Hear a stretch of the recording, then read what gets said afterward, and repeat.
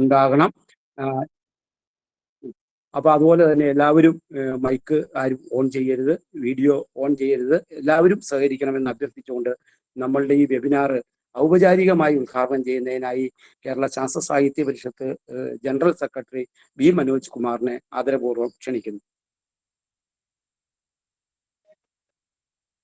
ഈ യോഗത്തിന്റെ അധ്യക്ഷൻ വിജയകുമാർ, അതേപോലെ തന്നെ പി കെ വാസുവേട്ടൻ, വിജയപ്രകാശ്, അതുപോലെ രാജേന്ദ്രേട്ടൻ, ഇതിന്റെ സംഘാടകരായി നിൽക്കുന്ന എറണാകുളം ജില്ലാ കമ്മിറ്റി, ഇതിലെ വിഷയം അവതരിപ്പിക്കാൻ ഉള്ള ഡോക്ടർ പ്രശാന്ത് രവീന്ദ്രൻ, അതുപോലെ doctor Jayaraman C, Tindu Thomas, അതേപോലെ ഇതിൽ പങ്കെടുത്തുകൊണ്ടിരിക്കുന്ന പരിഷത്തിന്റെ സുഹൃത്തുക്കളും എല്ലാവരും കൂടി അടങ്ങുന്ന ഏറ്റവും പ്രധാനപ്പെട്ട വേദിയിൽ ആൾക്കാരെ പൂർണ്ണമായും ആദ്യമായിട്ട് ഇത് സംഘടിപ്പിച്ചതിനുള്ള നന്ദിയാണ് ഞാൻ ആദ്യം അർപ്പിക്കുന്നത്. കാരണം ശാസ്ത്ര സാഹിത്യ പരിഷത്ത് വികസനത്തെക്കുറിച്ചിട്ടുള്ള യഥാർത്ഥമായിട്ടുള്ള ചിന്തകളിലേക്ക് വരുന്നത് തന്നെ ഗ്രാമശാസ്ത്ര സമിതികൾ വഴിയാണ്. ഗ്രാമശാസ്ത്ര സമിതികൾ രൂപം കൊടുത്തുകൊണ്ടാണ് നമ്മൾ ഗ്രാമത്തിലെ അറിവുകളെ പങ്കുവെച്ചുകൊണ്ട് അവിടേക്ക് സയൻസിനെ കൂടുതൽ എത്തിക്കുന്നതിന് വേണ്ടി, ശാസ്ത്ര വിഷയങ്ങളെ അങ്ങോട്ട് താഴേക്ക് എത്തിക്കുന്നതിനും, എന്നാൽ ജൈവികമായി അനുഭവത്തിലുള്ള ശാസ്ത്ര വിഷയങ്ങളെ കൂട്ടിയിണക്കുന്നതിനും വേണ്ടിയിട്ടുള്ള ഒന്നിലേക്ക് എത്തുന്നത്. യഥാർത്ഥമായി ഗ്രാമശാസ്ത്ര സമിതികളാണ് നമുക്ക് വൈജ്ഞാനിക മണ്ഡലത്തിൽ ഒരു പുതിയ തലം ഉണ്ടാക്കിയെടുത്തത്. ആ വൈജ്ഞാനിക മണ്ഡലത്തിൽ ജീവത്തായ വൈജ്ഞാനിക മണ്ഡലത്തിലേക്ക് ഊന്നൽ നൽകിയത് അവിടെയാണ്. അങ്ങനെ വരുമ്പോഴാണ് മനുഷ്യ ജീവിതവുമായി ബന്ധപ്പെട്ട് കിടക്കുന്നതിൽ, മനുഷ്യന്റെ വികാസവുമായി ബന്ധപ്പെട്ട് കിടക്കുന്നതിൽ ഏറ്റവും പ്രധാനപ്പെട്ട ബിന്ദു, ഏറ്റവും പ്രധാനപ്പെട്ട ഒന്ന് ഊർജമാണ്. അതുകൊണ്ട് തന്നെ ഊർജത്തിന്റെ കാര്യത്തിൽ ലഭ്യത ഉറപ്പുവരുത്താനും ഉപയോഗിക്കുന്നതിന്റെ മേന്മ വർദ്ധിപ്പിച്ചുകൊണ്ട് ഉപയോഗിക്കാനുള്ള ശേഷി ഉണ്ടാക്കി കൊണ്ടുവരിക എന്നുള്ളതാണ്. ഊർജം എപ്പോഴും, ഊർജ സ്രോതസ്സുകൾ, ഇന്ധനം എപ്പോഴും നമുക്ക് ഒരേപോലെ ലഭ്യത ഉണ്ടായിരിക്കില്ല. ഏത് മനുഷ്യ സമൂഹത്തിലും ഒരേപോലെ ഇന്ധനവും ഊർജ സ്രോതസ്സുകളും വിനിയോഗിക്കാൻ കിട്ടുന്നുവോ ആ സമൂഹത്തിന്റെ വളർച്ചാ നിരക്ക്, വികസന തലം ഉയർന്നുകൊണ്ടേയിരിക്കും, സാമ്പത്തിക നിലവാരം ഉയർന്നുകൊണ്ടേയിരിക്കും എന്നുള്ള ഒരു കാഴ്ചപ്പാട് ഉണ്ട്. കാരണം മനുഷ്യൻ ഏറ്റവും കൂടുതൽ നമ്മുടെ ആയുർദൈർഘ്യം തന്നെ നമ്മൾ എടുത്തു നോക്കുമ്പോൾ ഉണ്ടായി വരാൻ കാരണം നമ്മൾ പ്രകൃതിയിലെ വിവിധ ഊർജങ്ങളെ മറ്റ് ജീവജാലങ്ങളെ അപേക്ഷിച്ച് പ്രകൃതിയിലെ വിവിധ ഊർജ സ്രോതസ്സുകളെ, ഊർജത്തിനെ വിനിയോഗിക്കാൻ പഠിച്ചു എന്നുള്ളതാണ്. ആ വിനിയോഗിക്കാൻ പഠിച്ചപ്പോൾ നമുക്കില്ലാത്ത ശേഷി, നമുക്ക് ആ ശേഷി നമുക്ക് നേടിയെടുക്കാൻ കഴിയും. മറ്റുള്ള ജീവജാലങ്ങൾ പ്രയോഗിക്കുന്ന പ്രയോഗങ്ങളൊക്കെ നമുക്ക് പലതും ചെയ്യാൻ കഴിയും. അങ്ങനെ നമുക്ക് വേണ്ടതായ കാര്യങ്ങളെ ഉൽപ്പാദിപ്പിച്ചെടുക്കാൻ ഏറ്റവും കൂടുതൽ കഴിഞ്ഞത് ഈ ഇതിനെ വിനിയോഗിക്കാൻ പഠിച്ചതാണ്. അപ്പോൾ പ്രകൃതിയിലെ വിവിധ ഊർജങ്ങളെ വിനിയോഗിക്കാൻ പഠിച്ചു എന്നുള്ളത് അതിന്റെ ഭാഗമായിട്ടുണ്ടായ ശാസ്ത്രത്തിന്റെ വികാസവും സാങ്കേതിക വിദ്യയുടെ വളർച്ചയുമാണ് മനുഷ്യ വികാസത്തിന്റെ ഏറ്റവും ചരിത്രപരമായി നോക്കുമ്പോൾ ഒരു വലിയ വികാസം. അതുകൊണ്ട് തന്നെ ശാസ്ത്ര സാഹിത്യ പരിഷത്ത് ഊർജം എന്ന് പറയുന്നത് ഒരു പ്രധാനപ്പെട്ട മൂല്യമായിട്ട് തന്നെ നമ്മൾ എടുത്തിരുന്നു. അവിടെയാണ് നാട്ടുപ്രദേശത്ത് നിന്ന് കിട്ടിയ അറിവുകളെ കൂട്ടിയിണക്കിക്കൊണ്ട് നമ്മൾ പുകയേൽക്കാത്ത അടുപ്പിലേക്ക് എത്തുന്നത്. പുകയേൽക്കാത്ത അടുപ്പ് ഒരു ആരോഗ്യ സംരക്ഷണം എന്നുള്ളതിനേക്കാൾ ഒരു ഭാഗത്ത് നിൽക്കുമ്പോൾ 5% മാത്രം എനർജി മാത്രം കത്തുന്ന മൊത്തം ഇന്ധനത്തിൽ നിന്ന് 5% മാത്രം നമ്മൾ അടുപ്പിലെ സാധാ അടുപ്പിൽ കിട്ടിയിരുന്നുള്ളൂ എങ്കിൽ അത് 23% വരെ കിട്ടാവുന്ന തരത്തിലേക്ക് നമുക്ക് എത്തിക്കാൻ കഴിഞ്ഞത്. അവിടെ നിന്നാണ് നമ്മൾ കച്ചിപ്പെട്ടിയിലേക്ക് ഇത്ര വേണോ, ഇത്രയും ഇന്ധനം വേണോ നമുക്ക് വെള്ളം തിളപ്പിക്കാൻ, അരി വേവിക്കാൻ എന്നുള്ള ഒന്നിൽ നിന്ന് നമ്മൾ കച്ചിപ്പെട്ടിയിലേക്ക് എത്തുന്നത്. കച്ചിപ്പെട്ടിയിൽ നിന്ന് നമ്മൾ പുതിയ തെർമോകോളിലേക്ക് എത്തുന്നത്. അങ്ങനെ വീടിന്റെ അടുക്കളയിൽ ഉപയോഗിക്കുന്ന ഇന്ധനത്തെ കുറിച്ചിട്ട് കൃത്യമായ ഒരു കാഴ്ചപ്പാട് നമുക്ക് ഉണ്ടാക്കിയെടുക്കാനും അത് വികസിപ്പിച്ചു കൊണ്ടുവരാനുമുള്ള ശ്രമം നമ്മുടെ ഭാഗത്തുണ്ടായിരുന്നു. അതുകൊണ്ട് നമ്മൾക്ക് പ്രധാനപ്പെട്ടത് ഊർജം എന്ന് പറയുന്നത് നമ്മുടെ ഒരു ഉപസമിതിയായിട്ട് പ്രവർത്തിച്ചിരുന്നു. വികസനത്തിന്റെ ഏറ്റവും പ്രധാനപ്പെട്ട ഉപസമിതിയായി പ്രവർത്തിച്ചിരുന്ന ഒന്നാണ് നമ്മൾ പരിശുദ്ധ പ്രവർത്തകരായ നമ്മളെല്ലാവരും തിരിച്ചറിയേണ്ട ഒന്നുണ്ട്. എന്നാൽ ഇതൊക്കെ കണ്ടുകൊണ്ട്, കാരണം എപ്പോഴും ഊർജ സ്രോതസ്സുകളുടെ ഇത് പൊതുവായിരിക്കണം എന്ന് പറഞ്ഞാൽ സർക്കാരിന്റെ കീഴിലായിരിക്കണം, പൊതുമണ്ഡലത്തിലായിരിക്കണം ഉണ്ടാകേണ്ടത്. ഒരിക്കലും ഒരു സ്വകാര്യ വസ്തു വരെ കയ്യിലല്ല ഉണ്ടാവേണ്ടത് എന്നായിരുന്നു. അത് എന്നാൽ ഇന്ന് മാറി മാറി അത് വൻ കോർപ്പറേറ്റുകളുടെ കയ്യിലേക്ക്, ഇന്ത്യയിൽ തന്നെ നമുക്കറിയാം വൻ കോർപ്പറേറ്റുകളുടെ കയ്യിൽ ആധിപത്യം വരികയും ചെയ്തിട്ടുണ്ട്. ലോകത്ത് എപ്പോഴും ഊർജ സ്രോതസ്സുകളുടെ ആധിപത്യം സ്ഥാപിക്കുക എന്നുള്ളത് രാജ്യങ്ങളിലെ ഏറ്റവും പ്രധാനപ്പെട്ട ഘടകമായി മാറിയിട്ടുണ്ട്. കാരണം ഏതൊരു സാധനത്തിന്റെ ഒരു പ്രോഡക്റ്റ് ഉണ്ടാക്കണമെങ്കിലും അത്രയധികം ഊർജം ഉപയോഗിച്ചേ പറ്റൂ.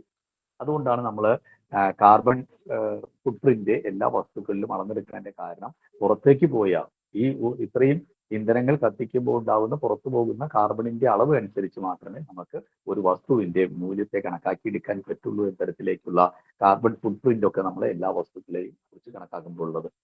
ഞാൻ ഇത് പറയാൻ കാരണം ഇത് വലിയ ഒരു രാഷ്ട്രീയ മണ്ഡലം കൂടിയാണ്. ഇന്ന് ആ രാഷ്ട്രീയ മണ്ഡലത്തിന്റെ ഒരു വലിയ പശ്ചാത്തലം ഇതിനു മുമ്പ് ഉണ്ടായിട്ടുണ്ട്.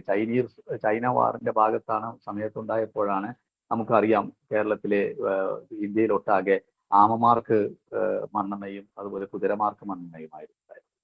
ഈ മണ്ണെണ്ണ വില രണ്ടിന് വ്യത്യാസമായിരുന്നു. എന്നാൽ അതൊന്നും ഉപയോഗിക്കാൻ പറ്റാതെ കൂടുതൽ കരി പിടിക്കുന്ന ക്രൂഡ് ഓയിൽ ഉപയോഗിച്ചിട്ടൊക്കെയാണ് നമ്മുടെ വീടുകളിൽ പലപ്പോഴും ഇത് കത്തിച്ചിരുന്നത്. അപ്പോൾ മണ്ണെണ്ണ കിട്ടുക എന്നുള്ളത് ബുദ്ധിമുട്ടായിരുന്നു. കുറച്ച് കഴിയുമ്പോൾ ഈ കമ്പനികൾ തമ്മിൽ ഒരു അഡ്ജസ്റ്റ്മെന്റ് വന്ന് ഒരു കമ്പനി ഒരു കൂട്ടരെ മാത്രമായി, ഒരു കൂട്ടർ വളരെയധികം കുറച്ചുകൊണ്ടിരിക്കുന്നു, വില കൊണ്ടിരിക്കുന്നു, അതിലേക്ക് കൂടുതൽ ആൾക്കാരെ ആകർഷിക്കുകയും അതിനുശേഷം മറ്റേ കമ്പനി ഇല്ലാതാവുകയും ചെയ്തതോടുകൂടി എത്ര കണ്ടാണോ കുറച്ചു കൊടുത്തത് അതിന്റെ എത്രയോ മടങ്ങ് വർധനവിൽ പണം ഈടാക്കിക്കൊണ്ട് മണ്ണെണ്ണ വിൽക്കുന്ന ഒരു അവസ്ഥ എന്ന് പറഞ്ഞാൽ ഒരു ഏകാധിപത്യത്തിന്റെ സ്വഭാവം അവിടെ പ്രകടമായിരുന്നു. അത് അന്ന് അനുഭവിച്ചതാണ്. അപ്പോൾ അതുകൊണ്ട് തന്നെ കേരളത്തിലെ ശാസ്ത്രജ്ഞര്, ലോകത്തിലെ ശാസ്ത്രജ്ഞര് ഈ കാര്യത്തിന് മുമ്പിൽ വളരെ ഊന്നൽ നൽകിയിട്ടുള്ള ഒന്നായിരുന്നു. ഞാൻ ഇത് പറയാൻ കാരണം ഇപ്പോൾ യുദ്ധം പൊട്ടിപ്പുറപ്പെടുന്നതോടുകൂടി ഓരോ വീട്ടിലും ഇന്ധനത്തിന്റെ പ്രശ്നം, ഭക്ഷണം എന്ന് പറയുന്നത് കിട്ടണമെങ്കിൽ അതിനു വേണ്ട താപോർജ്ജം ഉൽപ്പാദിപ്പിക്കാനുള്ള ഇന്ധനത്തിന്റെ ലഭ്യതയിലുണ്ടായ തടസ്സം കേരളത്തിലുണ്ടാക്കിയ വലിയൊരു തകർച്ചയുണ്ട്. അതൊരു സാമ്പത്തികമായിട്ടുള്ള വലിയ തകർച്ചയുണ്ട്. ഭക്ഷണം കിട്ടാതെ വീടിന്റെ അകത്തുണ്ടാകുന്ന പ്രശ്നമുണ്ട്. പല സ്ഥാപനങ്ങളും അടച്ചുപൂട്ടിക്കൊണ്ടിരിക്കുന്നതിന്റെ പ്രശ്നങ്ങളുണ്ട്. ഇങ്ങനെ ഒന്നിൽ നിന്ന് ഒന്നിലേക്ക് ചെയിൻ പോലെ പോവുകയാണ്. ഇവിടെയാണ് നമുക്ക് എങ്ങനെയാണ് അതിനുള്ള ബദലുകൾ കണ്ടെത്താൻ പറ്റുക. ആ ബദലുകളെ കണ്ടെത്തുന്നതിനെ കുറിച്ചിട്ടുള്ള ആലോചനയും എന്നാൽ കിട്ടിയ കിട്ടിയ ഊർജത്തിനെ അടിസ്ഥാനപ്പെടുത്തി അതിനെ എത്ര കണ്ട് മേന്മ ഉള്ള ഒന്നിലേക്ക് മേന്മയുള്ള ഉപകരണങ്ങളിലേക്ക് മാറ്റിയെടുക്കാൻ പറ്റും. ഇതൊരു പുതിയ ചിന്താഗതി സമൂഹത്തിന്റെ അകത്തേക്ക് കൊടുക്കാനും ഒക്കെ കഴിയുന്ന എന്ന് പറഞ്ഞാൽ ചിലപ്പോൾ ഇനിയുള്ള ഒരു വികസന കാഴ്ചപ്പാടിൽ, കേരളത്തിന്റെ അകത്തെ വികസന കാഴ്ചപ്പാടിൽ പുതിയ ഒരു തലം സൃഷ്ടിക്കാൻ നമുക്ക് ഇതുകൊണ്ട് സാധിക്കും എന്നുള്ളതാണ് എനിക്ക് തോന്നുന്നത്. അതുകൊണ്ട് തന്നെ ഈ ഒരു വെബിനാർ വെബിനാർ മാത്രമല്ല, ശരിക്കും എറണാകുളം ജില്ലാ പരിഷത്തിന്റെ എറണാകുളം ജില്ല ഏറ്റെടുത്തിരിക്കുന്നത് ഒരു ബദൽ മാർഗം, ഊർജത്തിന്റെ മാർഗം, പുതിയ ഒരു വികസന കാഴ്ചപ്പാട് തന്നെ കേരളത്തിനകത്ത് ഉയർത്തിക്കൊണ്ടുവരാനുള്ള വലിയ ശ്രമമാണ് നമ്മുടെ എറണാകുളം ജില്ലാ കമ്മിറ്റി ഇപ്പോൾ തുടക്കം കുറിച്ചിട്ടുള്ളത്. അതിനുവേണ്ടി 3 വിഷയങ്ങൾ വെബിനാറിൽ അവതരിപ്പിക്കാൻ എത്തിയിട്ടുള്ള പ്രശാന്ത് രവീന്ദ്രൻ സാറിനെയും അതുപോലെ ജയരാമൻ മാഷയെയും ടിൻഡു തോമസിനെയും പ്രത്യേകമായി അവർക്ക് അഭിനന്ദനങ്ങൾ അർപ്പിക്കുകയാണ്. കാരണം പരിഷത്തിനോടൊപ്പം ഈ കാര്യത്തിൽ എപ്പോഴും പങ്കെടുക്കാൻ നിങ്ങൾ ഉണ്ടായിരിക്കും. നമുക്ക് ഒരുപാട് ബദലുകൾ നിർമ്മിക്കാൻ സാധിക്കും. അത്തരത്തിലുള്ള ഒരു വേദിക്ക് തുടക്കം കുറിക്കുന്ന എറണാകുളം ജില്ലയ്ക്കും ഇതിൽ പങ്കെടുക്കുന്ന മുഴുവൻ ആൾക്കാരെയും ഉൾക്കൊള്ളിച്ചുകൊണ്ട് ഈ വെബിനാർ പൂർണ്ണ സമയവും ഞാൻ ഇതിനകത്ത് ഉണ്ടായിരിക്കും. കേൾക്കാനാണ് എനിക്ക് ഏറ്റവും ഇഷ്ടപ്പെട്ട വിഷയമായതുകൊണ്ടാണ് ഞാൻ ഇതിൻ്റെ ഒപ്പം മുഴുവൻ സമയം ഉണ്ടാവും. എന്തായാലും ഇതിന്റെ ഒരു ഉദ്ഘാടന കർമ്മം നിർവഹിച്ചുകൊണ്ട് നിങ്ങൾക്ക് എല്ലാവർക്കും അഭിനന്ദനങ്ങൾ അർപ്പിച്ചുകൊണ്ട് നിർത്തുന്നു. നമസ്കാരം. നന്ദി മനോജ് ചേട്ടാ. ഇനി നമ്മളുടെ ക്ലാസ്സുകൾ ആരംഭിക്കുകയാണ്. ഇവിടെ സൂചിപ്പിച്ച പോലെ 3 ക്ലാസ്സുകളാണുള്ളത്. ഓരോ ക്ലാസ്സും 15 മിനിറ്റ് മാത്രമാണ് നമുക്കുള്ളൂ. 15 മിനിറ്റ് വെച്ചാണ് അവതരിപ്പിക്കുന്നത്. അതിനുശേഷം അതിൻ്റെ ഒരു ചർച്ചയ്ക്ക് നമുക്കതിനകത്ത് സ്കോപ്പില്ല. ഈ ക്ലാസ്സുകളൊക്കെ നമുക്ക് വിശദമായിട്ട് വീണ്ടും നമുക്ക് ക്യാമ്പയിൻ്റെ ഭാഗമായിട്ട് എടുക്കാവുന്നതാണ്. അപ്പോൾ സംശയമുള്ളവർ അപ്പോൾ തന്നെ ഈ ചാറ്റ് ബോക്സിൽ എഴുതിയിടുക. ഇവിടെ എഴുതിയിടുന്ന എല്ലാ ചോദ്യങ്ങളും കളക്ട് ചെയ്ത് ഈ ക്ലാസ് എടുക്കുന്ന ആളുകൾക്ക് കൊടുത്തുകൊണ്ട് നമ്മൾ ഈ ഗ്രൂപ്പിൽ തന്നെ അതിന് പിന്നീട് മറുപടി പറയുന്നതിനുള്ള സംവിധാനം ഉണ്ടാക്കുന്നതാണ്. നമ്മളുടെ ആദ്യത്തെ ക്ലാസ്, ഒന്നാമത്തെ പാചകവാതക ക്ഷാമം വെല്ലുവിളികൾ എന്നുള്ളതാണ് ആദ്യത്തെ ക്ലാസ്. ഡോക്ടർ പ്രശാന്ത് രവീന്ദ്രനാണ് എടുക്കുന്നത്. അദ്ദേഹം പോണ്ടിച്ചേരി യൂണിവേഴ്സിറ്റിയുടെ ഗ്രീൻ എനർജി ടെക്നോളജി ഡിപ്പാർട്ട്മെന്റ് ഹെഡാണ്. കൂടാതെ പോണ്ടിച്ചേരി സയൻസ് ഫോറത്തിന്റെ പ്രസിഡന്റാണ്. ശാസ്ത്ര സാഹിത്യ പരിഷത്തിന്റെ ഒരു പ്രവർത്തകനാണ്. നമ്മളുടെ ജില്ലക്കാരൻ തന്നെയാണ്. പൂക്കാട്ടുപടിയിലാണ് പ്രശാന്ത് മാഷ് താമസിക്കുന്നത്. ആദരപൂർവ്വം മാഷിനെ ആദ്യ ക്ലാസ് എടുക്കുന്നതിനായി ക്ഷണിക്കുന്നു. Thank you. ഞാൻ ആദ്യം എന്നെ ഈ ചർച്ചയിലേക്ക് ക്ഷണിച്ചത് കേൾക്കാം മാഷെ? കേൾക്കാം. എന്നെ ഈ ചർച്ചയിലേക്ക് ക്ഷണിച്ചതിൽ ഉള്ള നന്ദി ഞാൻ അറിയിക്കുകയാണ്. അപ്പം നമ്മുടെ ഈ യുദ്ധവും അതിന് അനുപാതികമായിട്ട് നമ്മൾ സ്വീകരിക്കേണ്ട എന്തൊക്കെ മാർഗങ്ങളാണെന്നുള്ളതിന്റെ ചർച്ചയിൽ നിന്നാണ് ഈ ഒരു വെബിനാറിലേക്ക് എത്തിച്ചേർന്നിരിക്കുന്നത്. യുദ്ധത്തെ ഞാനിത് കാണുന്നത് ഒരു ഗ്രീൻ എനർജി പെർസ്പെക്റ്റീവിൽ നിന്നുകൊണ്ടാണ്. എന്റെ അവതരണം ഗ്രീൻ എനർജി പെർസ്പെക്റ്റീവിൽ നിന്നുകൊണ്ടാണ്. അപ്പൊ ഈ വാണിജ്യ താല്പര്യങ്ങൾ, ലോകത്ത് ഉയർന്നു വരുന്ന വാണിജ്യ താല്പര്യങ്ങളും അതുപോലെ തന്നെ പ്രസക്തമാണെന്ന് എനിക്ക് തോന്നുന്നു. മാനസിക നില തകരാറിലായ ആളുകള് രാഷ്ട്രീയ നേതൃത്വത്തിലേക്ക് ഉയർന്നു വരുന്ന, അത് ലോകത്ത് പല ഭാഗത്തും കേരളത്തിൽ ഉൾപ്പെടെ അത്തരം പ്രവണതകൾ കാണുന്നുണ്ട്.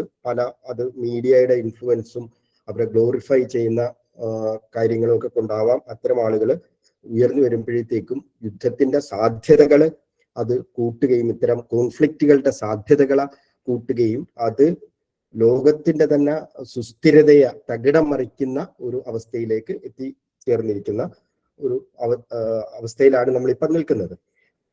കഴിഞ്ഞൊരു 15-20 വർഷക്കാലമായിട്ട് ശാസ്ത്രലോകം ഈ ക്ലൈമറ്റ് ചേഞ്ചിന്റെ അതിന്റെ അടിസ്ഥാനം എന്ന് പറയുന്നത് എന്താണെന്ന് തിരിച്ചറിയുകയും അത് കാർബൺ എമിഷൻ കൊണ്ട് വർദ്ധിച്ച തോതിലുണ്ടാകുന്ന കാർബൺ എമിഷനും ഗ്രീൻ ഹൗസ് ഗ്യാസിന്റെ പ്രസൻസ് കൊണ്ടുണ്ടാകുന്ന ഗ്ലോബൽ വാർമിങ്ങും കൊണ്ടാണ് എന്ന് തിരിച്ചറിയുകയും അതിന് എതിരായിട്ടുള്ള പ്രവർത്തനങ്ങൾ നമ്മളൊരു 17 സസ്റ്റൈനബിൾ ഗോൾസ് സെറ്റ് ചെയ്തുകൊണ്ട് തന്നെ വളരെ ഇന്റൻസ്ഡ് ആയിട്ടുള്ള സാങ്കേതിക വിദ്യ വികാസം ഉൾപ്പെടെ നിരവധി പ്രവർത്തനങ്ങളിലൂടെ കൊണ്ടുവരുന്ന ഘട്ടത്തിലാണ് ഇത്തരത്തില് ഒരു 6000, 7000, 8000, 10000 ടൺ കാർബൺ ഒറ്റയടിക്ക് ഒരു അന്തരീക്ഷത്തിലേക്ക് തുറന്നുവിടുന്ന രീതിയിൽ യുദ്ധം വരിക.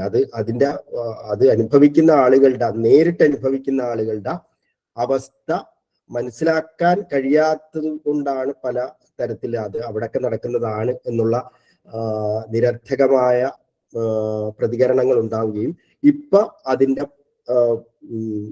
അലയൊലികൾ നമ്മളുടെ അടുക്കളയിൽ വരെ എത്തി നിൽക്കുന്ന ഒരു ഘട്ടത്തിൽ നമ്മളിലേക്ക് വരുമ്പം മാത്രം നമ്മൾ വേവലാതി കൊള്ളുകയും ചെയ്യുമ്പം നമ്മൾ മനസ്സിലാക്കേണ്ട ഒരു കാര്യം, അതിന്റെ ഫിസിക്സും കാര്യങ്ങളൊന്നും ഞാൻ ഒത്തിരി ഇതിലേക്ക് പോകുന്നില്ല. പക്ഷെ നമ്മുടെ ഒരു കാൽക്കുലേഷൻ, ശാസ്ത്ര ലോകത്തിന്റെ ഒരു കാൽക്കുലേഷൻ എന്ന് പറയുന്നത് 2070 ആയാൽ ഇതേ രീതിയിൽ നമ്മൾ മുന്നോട്ട് പോകുന്ന അവസ്ഥയിൽ 2070 കഴിഞ്ഞു കഴിഞ്ഞാൽ ഈ ഡെൽറ്റ ടി ടെമ്പറേച്ചറിന്റെ വേരിയേഷൻ 2 ഡിഗ്രി കൂടി കഴിയുന്ന അവസ്ഥയിലേക്ക് വരും. ഇപ്പം അത് ഒരു 1.5 താഴെ നിൽക്കുന്ന അവസ്ഥയാണ്.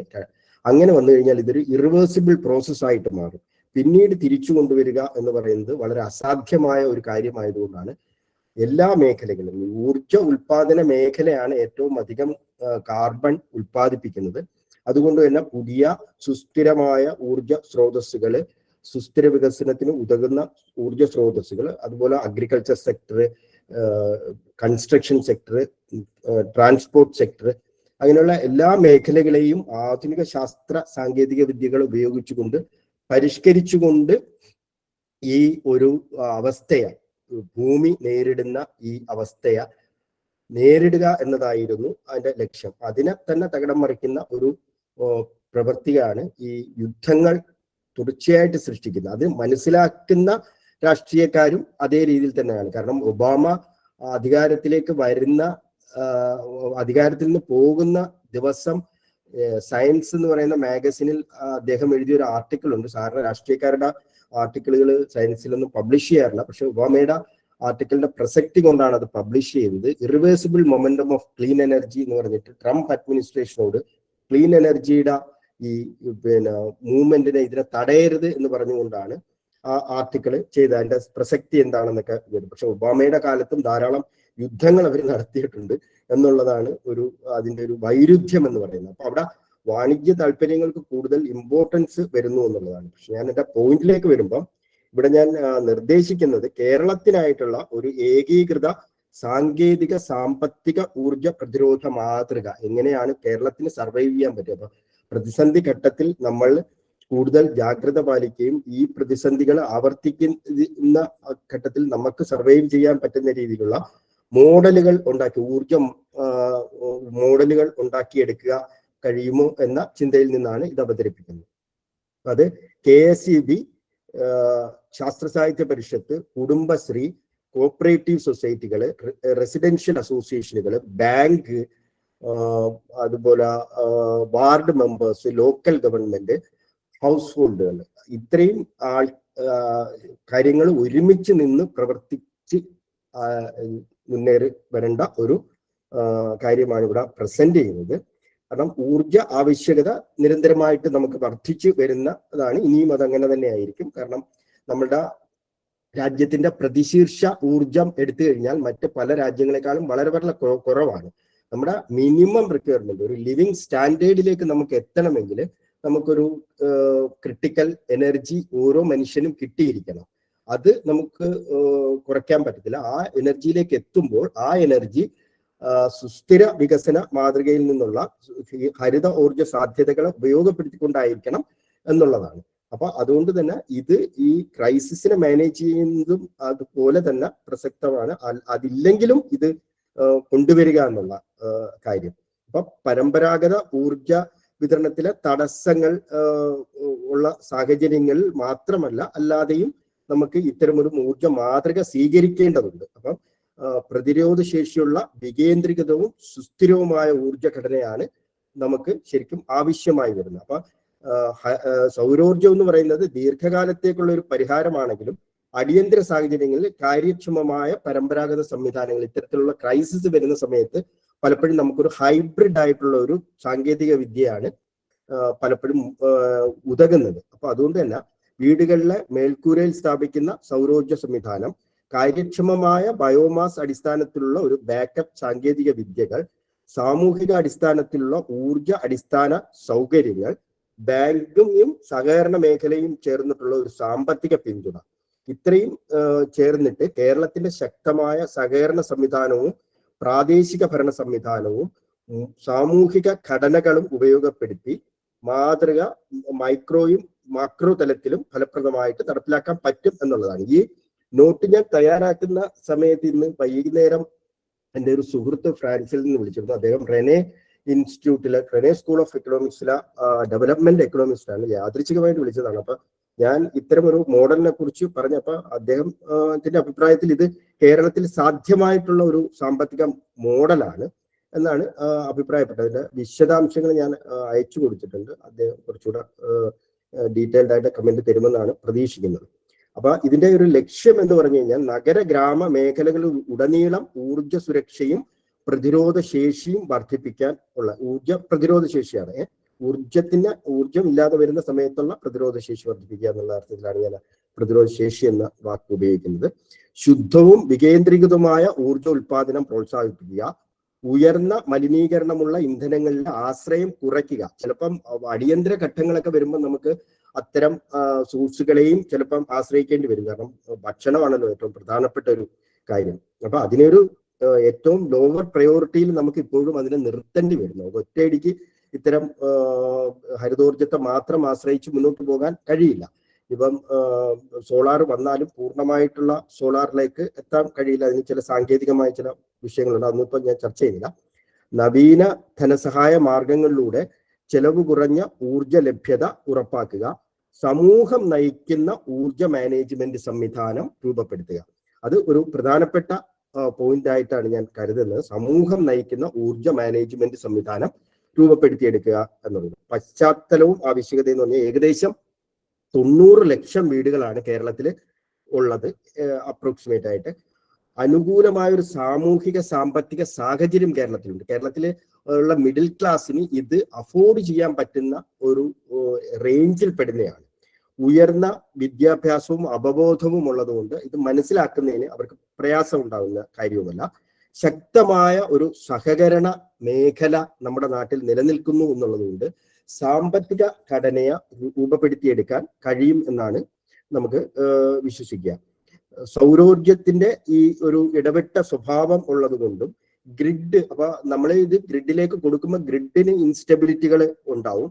അതുപോലെ ട്രാൻസ്ഫോമർ മാനേജ്മെന്റ്, ഗ്രിഡ് മാനേജ്മെന്റ് എന്ന് പറയുന്ന വളരെ ഒരു പ്രധാനപ്പെട്ട വിഷയമാണ്. അപ്പൊ അതൊക്കെ പരിഹരിച്ചുകൊണ്ട് നമുക്ക് മുന്നോട്ട് പോകണം എന്നുണ്ടെങ്കിൽ ഒരു ഹൈബ്രിഡ് ആയിട്ടുള്ള സിസ്റ്റങ്ങൾ ഡെവലപ്പ് ചെയ്യേണ്ടതായിട്ടുണ്ട്. അപ്പൊ പ്രതിസന്ധികളിൽ ഗ്രാമ പ്രദേശങ്ങളിൽ ബയോമാസ്, ഫോസിൽ ഇന്ധനം ഇതൊക്കെ സ്വാഭാവികമായിട്ടും ഉപയോഗിക്കും. അതേസമയം തന്നെ നമ്മൾ ഇത്തരം ബയോമാസുകളുടെ ഉപയോഗം നഗരപ്രദേശങ്ങളിൽ നമുക്ക് അത്ര എളുപ്പത്തിൽ നടക്കുകയില്ല. അപ്പൊ അത് പ്രാദേശികമായ അടിസ്ഥാനത്തിലും അത്തരത്തില് ചില ടെക്നോളജികൾ ചിലയിടത്ത് ഫീസിബിൾ ആയിരിക്കും, ചിലയിടത്ത് ഫീസിബിൾ ആവാത്ത അവസ്ഥ ഉണ്ടാവാം. അപ്പൊ ആ രീതിയിലെല്ലാം ഹൈബ്രിഡ് ആയിട്ടുള്ള സംവിധാനങ്ങൾ, മൾട്ടിപ്പിൾ ചോയ്സ് എപ്പോഴും ഓപ്പൺ ആയിരിക്കുക എന്നുള്ളതാണ് ഈ ഒരു പ്രതിരോധ മാർഗത്തിന്റെ ഏറ്റവും പ്രധാന ഘടകം. അപ്പൊ പല തട്ടുകളിലായിട്ടുള്ള ഊർജ സ്രോതസ്സുകളെ ആശ്രയിക്കാവും. ഏറ്റവും പ്രധാനമായിട്ട് നമ്മൾ പ്രപ്പോസ് ചെയ്യാൻ കഴിയുന്നത് വീടുകളിലെ മേൽക്കൂരയിൽ 2 to 3 കിലോവാട്ട് സൗരോർജ പാനൽ, 2-3 എങ്കിലും ഒരു കിലോവാട്ട് സൗരോർജ പാനലുകൾ സ്ഥാപിക്കുക. അതിൽ ഗ്രിഡ് കണക്ടിവിറ്റി സംവിധാനം, ആവശ്യമെങ്കിൽ ബാറ്ററി സംവിധാനങ്ങൾ ഉപയോഗിക്കുക. കമ്മ്യൂണിറ്റി സൗര മൈക്രോ ഗ്രിഡുകളുടെ സാധ്യതകൾ, ഒരു ചെറിയ പ്രദേശത്തെ ലക്ഷ്യം വെച്ചുകൊണ്ടുള്ള കണക്റ്റഡ് ആയിട്ടുള്ള ഗ്രിഡ് സംവിധാനങ്ങൾ ഉണ്ടാക്കുക. രണ്ടാമത്തെ നിലയിലാണ്, രണ്ടാമത്തെ തട്ടിൽ നിന്നുകൊണ്ട് മെച്ചപ്പെടുത്തിയ ബയോമാസ് അടുക്കള ചൂളകൾ. കാരണം ഞാൻ ഈ പറയുന്നത് നമ്മളുടെ സാധാരണ ഉപയോഗിക്കുന്ന വിറക്, ഇപ്പം ഒരു പ്രതിസന്ധി വരുമ്പോൾ നമ്മളൊരു 10-20 ലക്ഷം വീടുകളിൽ പിന്നെ കൺവെൻഷനൽ ആയിട്ട് ഉപയോഗിച്ചിരുന്ന വിറക് അടുപ്പുകളിലേക്ക് പോവുകയാണെങ്കിൽ തന്നെയും അത് 20 ലക്ഷം വീടുകൾ, കാരണം കേരളത്തിലെ പോപ്പുലേഷൻ ഡെൻസിറ്റി വളരെ കൂടുതൽ ആയതുകൊണ്ട് അത് ഒറ്റ ദിവസം കൊണ്ട് തന്നെ ഒരു 20 ലക്ഷം വീടുകൾ ഇപ്പൊ ആ രീതിയിൽ വരികയാണെങ്കിൽ ഒരു 4 കിലോഗ്രാം വിറക് കത്തിക്കുന്നുണ്ടെങ്കിൽ ഒരു 38,000-ഓളം ടൺ കാർബൺ എമിഷൻ അതുവഴി തന്നെ ഉണ്ടാവും. അപ്പം അത്തരം അതിൽ നിന്നും വ്യത്യസ്തമായി കുറെ കൂടെ എഫിഷ്യന്റ് ആയിട്ടുള്ള ബയോമാസ് സംവിധാനം, ഗ്യാസ് സംവിധാനങ്ങൾ വീട്ടിലും അതുപോലെ തന്നെ സാമൂഹികമായ കമ്മ്യൂണിറ്റി കിച്ചൺ പോലുള്ള സംവിധാനങ്ങളിലൂടെ അത് നടത്തി വരുത്തുക. ഇൻഡക്ഷൻ, ഇലക്ട്രിസിറ്റിയിൽ ആത്യന്തികമായിട്ട് നമ്മൾക്ക് കൂടുതൽ കുക്കിങ്ങിലും കൂടുതൽ ഇലക്ട്രിസിറ്റി തന്നെ ഉപയോഗിക്കാൻ കഴിയുന്ന രീതിയിൽ ഇലക്ട്രിസിറ്റിയുടെ പ്രൊഡക്ഷൻ ഉണ്ടാവുക എന്നുള്ളതാണ് ഒരു ആത്യന്തികമായ ലക്ഷ്യമായിട്ട് നമ്മൾ മുന്നോട്ട് വെക്കേണ്ടത്. അതേസമയം തന്നെ വളരെ അടിയന്തരമായ സാഹചര്യങ്ങളിൽ, ക്രിട്ടിക്കലായിട്ടുള്ള ഒരു അവസ്ഥ സംജാതമാകുന്ന സാഹചര്യങ്ങളിൽ ഡീസലോ കെറസിനോ ഒക്കെ ഒരു ബാക്കപ്പ് ഊർജ സ്രോതസ്സുകളായിട്ട് ഉപയോഗിക്കേണ്ടി വരും. അപ്പം ഇതിന് ഇപ്പം നമ്മള് നോക്കിക്കഴിഞ്ഞാൽ തന്നെ അറിയാം, നമ്മുടെ നാട്ടില് ഈ വാഹനങ്ങളുടെ പെരുപ്പം, ഇപ്പൊ ബൈക്കുകൾ തന്നെ പല ആളുകളും ഇപ്പൊ മാറിയിട്ട് ഒരു 2 to 3 lakhs ബൈക്കുകളാണ് മിക്കവാറും എല്ലാവരും വാങ്ങിക്കുന്നത്. അതിന്റെ ഒരു കാരണം എന്താണെന്ന് വെച്ച് കഴിഞ്ഞാൽ ബാങ്കിങ് മേഖല നൽകുന്ന ഒരു സപ്പോർട്ട് ഇതിന് വലിയൊരു കാരണമായിട്ട് മാറും. എന്തുകൊണ്ട് ബാങ്കിങ് മേഖലയ്ക്ക് ഊർജ രംഗത്ത് പ്രവർത്തിക്കാൻ കഴിയില്ല? അപ്പം ഡെവലപ്മെന്റ് എക്കണോമിസ്റ്റുകളുടെ പോയിന്റ് ഓഫ് വ്യൂവിൽ പറയുമ്പോൾ അത് വളരെ വലിയൊരു സാധ്യത ബാങ്കിങ് സെക്ടറിന് ഓപ്പൺ ചെയ്തു കൊടുക്കുന്ന ഒരു കാര്യമാണ് ഈ സൗരോർജ ഉൽപാദനത്തെ പ്രോത്സാഹിപ്പിക്കുക എന്ന് പറയുന്നത്. അതിന്റെ ഒരു മോഡൽ, ചെറിയൊരു കാര്യം ഞാൻ ഡീറ്റെയിൽഡ് ആയിട്ട് അവതരിപ്പിക്കാം. അപ്പൊ അതിന് ബാങ്കിങ് മേഖല കുറഞ്ഞ പലിശയ്ക്കുള്ള ഗ്രീൻ ലോണുകൾക്ക് അവർക്ക് ലഭ്യമാക്കാൻ കഴിയും. അത് ചില കസ്റ്റമേഴ്സിന് അത് ഉപകാരപ്രദമായിട്ട് മാറും. മുൻകൂർ ചിലവില്ലാത്ത മോഡലുകളിൽ ബാങ്കിങ്ങിന് തന്നെ ഇത് ഇൻവെസ്റ്റ് ചെയ്തിട്ട്, സബ്സിഡി കഴിച്ചുള്ള എമൗണ്ട് ഇൻവെസ്റ്റ് ചെയ്തിട്ട് അത് മെയിൻ്റനൻസ് ചെയ്യുന്നത് കുടുംബശ്രീ പോലുള്ള ആളുകളെ ഏൽപ്പിച്ചു കഴിഞ്ഞാൽ അതൊരു നല്ല എക്കണോമിക് മോഡലും കൂടിയായി മാറും. ബാങ്കിങ്ങും കുടുംബശ്രീയും ഈ ഹൗസ് ഹോൾഡും കൂടെ ചേർന്നിട്ടുള്ള മോഡലുകൾ കൊണ്ടുവരാൻ കഴിയും. വൈദ്യുതി ലാഭം അടിസ്ഥാനമാക്കിയുള്ള ഒരു EMI തിരിച്ചടവ് അവർക്ക് കാൽക്കുലേറ്റ് ചെയ്ത് എടുക്കാനായിട്ട് കഴിയും.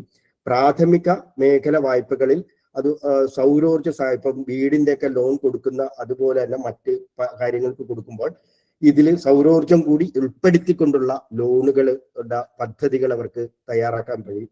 അത് ഗവൺമെന്റിനും വേണമെങ്കിൽ അതൊരു ഇൻക്ലൂഡ് ചെയ്തുകൊണ്ട് ചെയ്യാൻ നിയമങ്ങൾ കൊണ്ടുവരാനായിട്ട് കഴിയും. ഇപ്പം സഹകരണ മേഖലയെ ഉൾപ്പെടുത്തിയാൽ സഹകരണ മേഖലയ്ക്ക് ചെയ്യാൻ കഴിയുന്നത് കൂട്ടത്തോടെ ഇത് ഉൽപ്പാദിപ്പിക്കുക, ഒരു ഗ്രൂപ്പിനെ ഉൾപ്പെടുത്തിക്കൊണ്ട് സഹകരണ അടിസ്ഥാനത്തിൽ ഇത്തരം വൈദ്യുതി ഉൽപാദനം അപ്പം നമുക്ക് ബാർഗെയിൻ ചെയ്ത് പാനലുകളും ഇൻവെർട്ടറുകളും ഒക്കെ കൂടുതൽ വാങ്ങാൻ കഴിയുമെന്നുള്ളത് കൊണ്ട് കുറഞ്ഞ വിലയിലേക്ക് കൊണ്ടുവരാനായിട്ട് സഹകരണ മേഖലയ്ക്ക് കഴിയും. അതുപോലെ ഇത് മെയിൻറ്റെയിൻ ചെയ്യുക എന്ന് പറയുന്നതാണ് ഒരു പ്രധാന പ്രശ്നം. ഇത്തരം കാര്യങ്ങളൊക്കെ വരുമ്പോൾ പാനൽ മെയിൻറ്റെയിൻ ചെയ്യുക, ബാറ്ററി മെയിൻറ്റെയിൻ ചെയ്യുക, ഇൻവെർട്ടർ അതിന്റെ കണക്ഷൻസ് എല്ലാം റെസ്റ്റ് ചെയ്യാതെ സൂക്ഷിക്കുക, ഇത്തരത്തിലുള്ള പ്രശ്നങ്ങളെല്ലാം വരുമ്പോഴത്തേക്കും അതിന്റെ പരിപാലന സേവനങ്ങൾ നടത്താനായിട്ട് ഈ സഹകരണ മേഖലയ്ക്കും അതുപോലെ കുടുംബശ്രീ പോലുള്ള ഏജൻസികൾക്കും നന്നായിട്ട് കഴിയും. അതുപോലെ പ്രാദേശിക തൊഴിൽ സൃഷ്ടി, അപ്പൊ നമ്മൾ ഇതിനെ ഒരു തൊഴിൽ സൃഷ്ടിക്കുള്ള അവസരം കൂടിയായിട്ട് ഇത് ഉയർന്നു വരുമെന്നുള്ളതാണ് അതിനകത്തുള്ള കാര്യം. കുടുംബശ്രീക്ക് പ്രവർത്തിക്കുന്ന ആളുകൾക്ക് എക്സ്ട്രാ വരുമാനം ലഭിക്കുന്ന ഒരു മോഡലായിട്ട് ഇതിനെ മാറ്റിയെടുക്കാൻ കഴിയും. സർക്കാരിന് ഇപ്പൊ തന്നെ സബ്സിഡി ഉണ്ട്, അത് പ്രതിസന്ധി ഘട്ടങ്ങളിൽ കുറച്ചുകൂടെ മെച്ചപ്പെട്ട സബ്സിഡി നടത്താൻ ഇപ്പം കേരളത്തിലെ KCBയുടെ നയങ്ങളെ കുറിച്ച് പല ഇൻവെസ്റ്റേഴ്സും ഒരുപാട് പരാതികളൊക്കെ പറയുന്നുണ്ട്. അതൊക്കെ ചർച്ചയിലൂടെ പരിഹരിച്ചിട്ട് കൂടുതൽ മെച്ചപ്പെട്ട ആളുകൾക്ക് കൂടുതൽ ഇൻവെസ്റ്റ് ചെയ്യാൻ കഴിയുന്ന ഇൻവെസ്റ്റർ ഫ്രണ്ട്ലി ആയിട്ടുള്ള എന്ന് പറഞ്ഞാൽ സാധാരണ ആൾക്കാർക്കൊക്കെ ഇതിലേക്ക് വരാൻ അവരുടെ റൂഫ് ടോപ്പുകൾ ഉപയോഗിക്കാൻ കഴിയുന്ന രീതിയിൽ കൂടുതൽ മെച്ചപ്പെട്ട നയങ്ങൾ രൂപീകരിക്കാൻ കഴിയണം. അതുപോലെ കാർബൺ ക്രെഡിറ്റ് സംവിധാനങ്ങൾ സർക്കാരിന് ഏർപ്പെടുത്തിക്കൊണ്ട് കൂടുതൽ ഇതിനെ പ്രോത്സാഹിപ്പിക്കാനുള്ള കാര്യങ്ങൾ അപ്പൊ അത് ചെയ്യാൻ പറ്റും. അപ്പൊ KSSP പോലുള്ള ഓർഗനൈസേഷൻസിന് ചെയ്യാൻ കഴിയുന്നത് ഊർജ സംരക്ഷണ ബോധവൽക്കരണം, ഇവരെ ട്രെയിൻ ചെയ്യിപ്പിക്കുന്നതിന്, അതുപോലെ ഈ സ്ത്രീകളെ കുടുംബശ്രീയിൽപ്പെട്ട സ്ത്രീകളെ ഇത് മെയിൻറ്റെയിൻ ചെയ്യുന്നതിന് പരിശീലിപ്പിക്കുന്നതിനുള്ള പരിശീലന ക്ലാസുകൾ സംഘടിപ്പിക്കാൻ കഴിയും. അതുപോലെ ഈ ഒരു മൂവ്മെന്റിനെ മൊബിലൈസ് ചെയ്യാനായിട്ട് ശാസ്ത്ര സാഹിത്യ പരിഷത്തിന്റെ സംഘടനാ ശേഷി ഉപയോഗിക്കാൻ കഴിയും. അതുപോലെ നിരീക്ഷണം ഓവറാൾ ആയിട്ടുള്ള ഒരു നിരീക്ഷണത്തിന് കഴിയും. റെസിഡൻഷ്യൽ അസോസിയേഷനുകളെ സംബന്ധിച്ചുള്ള അവര് ഒരു പങ്കിട്ട പല വീടുകളെ ഒരുമിച്ച് ചേർത്തുകൊണ്ടുള്ള ഊർജ സംവിധാനം ഉണ്ടാക്കാനായിട്ട് കഴിയും. അതുപോലെ സാമൂഹികമായിട്ട് വാർഡ് തല മൈക്രോ ഗ്രിഡിംഗ് സംവിധാനങ്ങള്, ബാറ്ററി ഷെയറിംഗ് സംവിധാനങ്ങള്, കമ്മ്യൂണിറ്റി ബയോഗ്യാസ് പ്ലാന്റുകള്, പ്രാദേശിക ഊർജ മാനേജ്മെന്റ് കമ്മിറ്റികള്, ഇതൊക്കെ രൂപീകരിച്ചുകൊണ്ട് സാമൂഹിക തല സംവിധാനങ്ങളെ മെച്ചപ്പെടുത്തി കൂടുതൽ ഊർജ സുരക്ഷിതമായ സമൂഹത്തെ കെട്ടിപ്പിടിക്കാനായിട്ട് കഴിയും. അപ്പം സാമ്പത്തിക മാതൃക എന്ന് പറയുന്നത് സർക്കാർ സബ്സിഡിയിലും ബാങ്ക് വായ്പ, സഹകരണ ധനസഹായം, CSR ഫണ്ടുകളെ ഉപയോഗപ്പെടുത്തുന്നതിനുള്ള സാധ്യതകളെ ഉപയോഗപ്പെടുത്താൻ കഴിയും. ഉദാഹരണത്തിന് ഇപ്പം ഒരു സൗര ഊർജ സംവിധാനം ഏർപ്പെടുത്തുന്നതിന് ഒരു 2 ലക്ഷം രൂപ ആവശ്യമുണ്ടെങ്കിൽ അതിന്റെ 40% സബ്സിഡിയായി ലഭിക്കുകയാണെങ്കിൽ ബാക്കി തുക ബാങ്കുകൾ വായ്പ വഴി നൽകുകയും ആ വായ്പയുടെ EMI ഒരു ലാഭത്തിനേക്കാളും കിട്ടുന്ന ലാഭത്തിനേക്കാളും അല്പം കുറഞ്ഞ ഒരു EMI ഫിക്സ് ചെയ്യുകയും ചെയ്താൽ ബാങ്കിന് സ്ഥിരമായിട്ടൊരു വരുമാനവും കിട്ടും, കസ്റ്റമർക്ക് അതിലേക്ക് ഇൻവെസ്റ്റ് ചെയ്യുന്ന ഒരു താല്പര്യവും ഉണ്ടാവും. അപ്പം വൈദ്യുതി ബില്ലിലുള്ള ലാഭം, നെറ്റ് മീറ്ററിംഗ് സംവിധാനം, കാർബൺ ക്രെഡിറ്റിംഗ്, ഇതൊക്കെ നിക്ഷേപകരെ ആകർഷിക്കുന്ന തരത്തിലുള്ള കാര്യങ്ങളായിട്ട് മാറുകയും ചെയ്യും. അപ്പം അതുപോലെ ബയോമാസ് ഉപയോഗിക്കുന്നതിന് ഗ്യാസിഫയറുകൾ, പെല്ലറ്റ് ചൂളകൾ. എന്റെ സമയം കഴിഞ്ഞോ? 15 മിനിറ്റ് ആണ്, കുഴപ്പമില്ല. അപ്പം അത്തരം ഇത് ഇപ്പൊ പെല്ലറ്റുകൾ ഉണ്ടാക്കുന്നതിലും ഒക്കെ കുടുംബശ്രീ ഉപയോഗിക്കാൻ പറ്റും. പക്ഷെ അതിന് പ്രായോഗികമായ കുറെ ബുദ്ധിമുട്ടുകൾ ഉണ്ട്, അത് ഞാനിപ്പം പറയുന്നില്ല. പക്ഷെ ഇത്തരം സാധ്യതകൾ ഉണ്ട് ബയോമാസ് ഉപയോഗിക്കുന്നതിന്. അപ്പൊ ഇത് കൂടുതൽ ജില്ലകളിലേക്ക് വ്യാപിക്കുക, കൂടുതൽ വീടുകളിലേക്ക് ഉൾപ്പെടുത്തുക, ഇത്തരം കാര്യങ്ങൾ ആയിട്ട് ചെയ്യാനായിട്ട് കഴിയും. അപ്പം ഈ ഉയർന്ന ചെലവ്, അപ്പൊ ഇതിനകത്തുള്ള ഒരു റിസ്ക് ഫാക്ടർ എന്ന് പറഞ്ഞാൽ ഇതിന്റെ ഉയർന്ന ചെലവാണ്. സബ്സിഡിയും കുറഞ്ഞ പലിശയും ഉപയോഗിച്ചിട്ട് അതിനെ മാനേജ് ചെയ്യാൻ കഴിയും. സാങ്കേതികമായ സ്വീകരണം അത് ബോധവൽക്കരണത്തിലൂടെ നടത്തേണ്ട ഒരു കാര്യമാണ്. പിന്നെ മെയിൻ്റനൻസ് എന്ന് പറഞ്ഞു കഴിഞ്ഞാൽ പ്രാദേശിക സേവനങ്ങളിലൂടെ ഉൾപ്പെടുത്താൻ കഴിയും. ബയോമാസ് പുതിയ കാര്യക്ഷമമായ സാങ്കേതിക വിദ്യകളിലൂടെ ബയോമാസും ഉപയോഗിക്കാനുള്ള സാധ്യതകളുണ്ട്. ഞാൻ അവിടെ ചുരുക്കുകയാണ്, സമയക്കുറവ് മൂലം ഞാൻ ചുരുക്കുകയാണ്. Thank you. ഓക്കെ, നന്ദി പ്രശാന്ത് മാഷെ. അപ്പൊ ഈ മാഷ് അവതരിപ്പിച്ചതുമായി ബന്ധപ്പെട്ടുള്ള സംശയങ്ങളോ നിർദ്ദേശങ്ങളോ ഒക്കെ ഉണ്ടെങ്കിൽ ദയവായി എല്ലാവരും എഴുതിയിടണം. നമ്മൾ നമ്മളുടെ രണ്ടാമത്തെ ക്ലാസ്സിലേക്ക് കടക്കുകയാണ്. കാര്യക്ഷമമായ ഊർജ ഉപഭോഗം എന്നുള്ളതാണ് ഉപയോഗം എന്നുള്ളതാണ് രണ്ടാമത്തെ ക്ലാസ്. ഈ ക്ലാസ് എടുക്കുന്നത് പരിസ്ഥിതി ഊർജ മേഖലയിൽ നിരവധി വർഷത്തെ പ്രവർത്തന പരിചയമുള്ള ഡോക്ടർ സി ജയരാമൻ സാറാണ്. ജയരാമൻ സാറ് BPCL ഇലക്ട്രിക്കൽ ഡിപ്പാർട്ട്മെന്റിൽ സീനിയർ മാനേജർ ആയിരുന്നു. എനർജി മാനേജ്മെന്റിലും ഓഡിറ്റിങ്ങിലും ഒക്കെ മെയിനായിട്ട് സ്പെഷ്യലൈസേഷൻ എടുത്തിട്ടുള്ള ആളാണ്. BEE ബ്യൂറോ ഓഫ് എനർജി എഫിഷ്യൻസിയുടെ അംഗീകൃത ഓഡിറ്ററാണ്. നിരവധി എനർജി കൺസർവേഷൻ പ്രോജക്റ്റുകൾക്ക് നേതൃത്വം കൊടുത്തിട്ടുള്ള ഡോക്ടർ സി ജയരാമൻ മാഷിനെ സാറിനെ ഈ ക്ലാസ് എടുക്കുന്നതിന് വേണ്ടി ആദരപൂർവ്വം ക്ഷണിക്കുന്നു. വളരെ നന്ദി. കേൾക്കാമല്ലോ അല്ലേ? കേൾക്കാം സാറേ. ഞാൻ എൻ്റെ ഒരു മൊബൈൽ നെറ്റ്വർക്കിലാണ്. അപ്പൊ എന്തെങ്കിലും പ്രശ്നം ഉണ്ടെങ്കിൽ ഒന്ന് പറയണേ. ഓക്കെ സാറേ. ഞാൻ പ്രധാനമായിട്ടും ഞാനൊരു കാര്യം പറയാൻ ഉദ്ദേശിക്കുന്നത്, ഇന്ന് ഊർജ സംരക്ഷണ മേഖലയിൽ അല്ലെങ്കിൽ ഊർജം എങ്ങനെ ലാഭിക്കാം എന്നുള്ളതിനെ കുറിച്ചിട്ടുള്ള ചില ടിപ്സുകളോ അല്ലെങ്കിൽ ചില ക്യാപ്സ്യൂളുകൾ രീതിയിലുള്ള കുറച്ച് കാര്യങ്ങളോ പറയാനല്ല ഞാൻ ഉദ്ദേശിക്കുന്നത്. ഊർജത്തെക്കുറിച്ചുള്ള കുറച്ചും കൂടി സമഗ്രമായിട്ടുള്ള ഒരു കാഴ്ചപ്പാട് ഉണ്ടാവേണ്ടതിന്റെ ആവശ്യം എന്താണ് എന്ന് മനസ്സിലാക്കേണ്ടത് ഉണ്ട് എന്നുള്ളതുകൊണ്ട് അതിൽ ഊന്നിക്കൊണ്ടായിരിക്കും ഞാൻ ഈ 15 മിനിറ്റുള്ള സമയം. നമുക്ക് മറ്റേത് ഒരുപാട് കാര്യങ്ങൾ പറയാനുണ്ടാവും, അതിലേക്ക് പോകുന്നില്ല. എൻ്റെ ഒരു തുടക്കം എന്നുള്ള രീതിയിൽ എനിക്ക് പറയാനുള്ളത്, 1973 ഇതേപോലെ ഉണ്ടായിരുന്ന ഒരു പശ്ചിമേഷ്യൻ യുദ്ധത്തിന്റെ സമയത്ത് ക്രൂഡ് ഓയിലിന്റെ വില, അസംസ്കൃത എണ്ണയുടെ വില ഒരു ബാരലിന് $2 എന്നുള്ളത് $12 ഉയർന്നപ്പോഴാണ് വാസ്തവത്തിൽ ലോകം മുഴുവൻ ഒരു ഇന്ധന പ്രതിസന്ധിയെ അല്ലെങ്കിൽ ഒരു എണ്ണ പ്രതിസന്ധിയെ ഒരു ഊർജ പ്രതിസന്ധിയായിട്ട് കാണാൻ തുടങ്ങിയത്. അപ്പൊ അത് അന്ന് വലിയൊരു വിഭാഗം ആളുകളും എണ്ണയെ ആശ്രയിച്ചിരുന്നു, എണ്ണയെ മാത്രമേ അന്ന് ആശ്രയിച്ചിരുന്നുള്ളൂ എന്നുള്ളത് കൊണ്ടൊരു കാരണമായിരിക്കാം. പക്ഷെ നമുക്ക് മനസ്സിലാവേണ്ട ഒരു കാര്യം, യുദ്ധം പലപ്പോഴും പുതിയ പുതിയ ടെക്നോളജികളെ നമുക്ക് സംഭാവന ചെയ്തിട്ടുണ്ട്. പക്ഷെ അതോടൊപ്പം തന്നെ യുദ്ധം നമുക്ക് പല പുതിയ ചിന്താഗതികളെയും സംഭാവന ചെയ്തിട്ടുണ്ടെന്നുള്ളത് നമ്മൾ മറക്കാൻ പാടില്ല. പ്രത്യേകിച്ച് ഇന്ന് നമ്മളൊരു ക്യാമ്പയിൻ തുടങ്ങുന്ന സമയത്ത് 73 യുദ്ധത്തിന്റെ തുടർന്നായിട്ട് 74 ഇന്റർനാഷണൽ എനർജി ഏജൻസി രൂപീകരിക്കപ്പെടുകയുണ്ടായി. അവിടെയാണ് ഞാൻ പറഞ്ഞത്, എണ്ണയെ ഒരു ഊർജവുമായിട്ട് ബന്ധപ്പെടുത്താൻ ശ്രമിച്ചതിന്റെ ആദ്യത്തെ ഒരു ചുവടുപടിയായിരുന്നു. ഇന്ത്യ ഒട്ടും പിന്നിലായിരുന്നില്ല. 1976 തന്നെ PCRA എന്ന് പറഞ്ഞ പെട്രോളിയം കൺസർവേഷൻ റിസർച്ച് അസോസിയേഷൻ സ്ഥാപിക്കുകയും സമഗ്രമായ രീതിയിൽ എല്ലാ മേഖലകളിലും, കാർഷിക മേഖലയിലും വ്യവസായ മേഖലയിലും ഗതാഗത മേഖലയിലും ഗാർഹിക മേഖലയിലും എങ്ങനെയാണ് ഇന്ധനം നല്ല രീതിയിൽ ഉപയോഗിക്കാൻ പറ്റുമെന്നുള്ള രീതിയിൽ PCRA വളരെ ഇന്നത് പൂട്ടിപ്പോയി. എന്നാൽ പോലും PCRAയുടെ സംഭാവനകൾ ഒരിക്കലും മറക്കാൻ പറ്റുന്നതല്ല. പിന്നീട് നമുക്ക് നോക്കിക്കഴിഞ്ഞാൽ 1987 ബ്രണ്ടൻ കമ്മീഷൻ വന്നപ്പോൾ അവർ മുന്നോട്ട് വെച്ചിട്ടുള്ള സസ്റ്റൈനബിൾ ഡെവലപ്മെന്റ് എന്നുള്ള ഒരു കോൺസെപ്റ്റ് നമ്മുടെ ഊർജത്തെ കുറിച്ചിട്ടുള്ള ഒരു കാഴ്ചപ്പാടിനെ വളരെയധികം മാറ്റി മറിക്കാൻ സഹായിച്ചിട്ടുണ്ട്. അതിന്റെ തുടർച്ചയായിട്ടാണ് IPCC 1988 IPCC രൂപീകരിക്കുന്നതും പിന്നീട് 1992 ആയപ്പോൾ UNFCCCയും എർത്ത് സമ്മിറ്റിലും ഒക്കെ വന്നപ്പോഴേക്കും നമ്മൾ ഊർജവും കാലാവസ്ഥയും തമ്മിലുള്ള ഒരു ബന്ധത്തെക്കുറിച്ച് വളരെ വ്യക്തമായി മനസ്സിലാക്കി. ആ ഒരു ജേർണി നമ്മൾ ഒരിക്കലും മറക്കാൻ പാടില്ല. അതിന്റെ തുടർച്ചയാണ് 97 ക്യോട്ടോ പ്രോട്ടോക്കോളും 2015 പാരീസ് ഉടമ്പടിയും അതിനോട് തുറന്നുണ്ടായിട്ടുള്ള SDG ഗോൾസിന്റെ ഒക്കെ.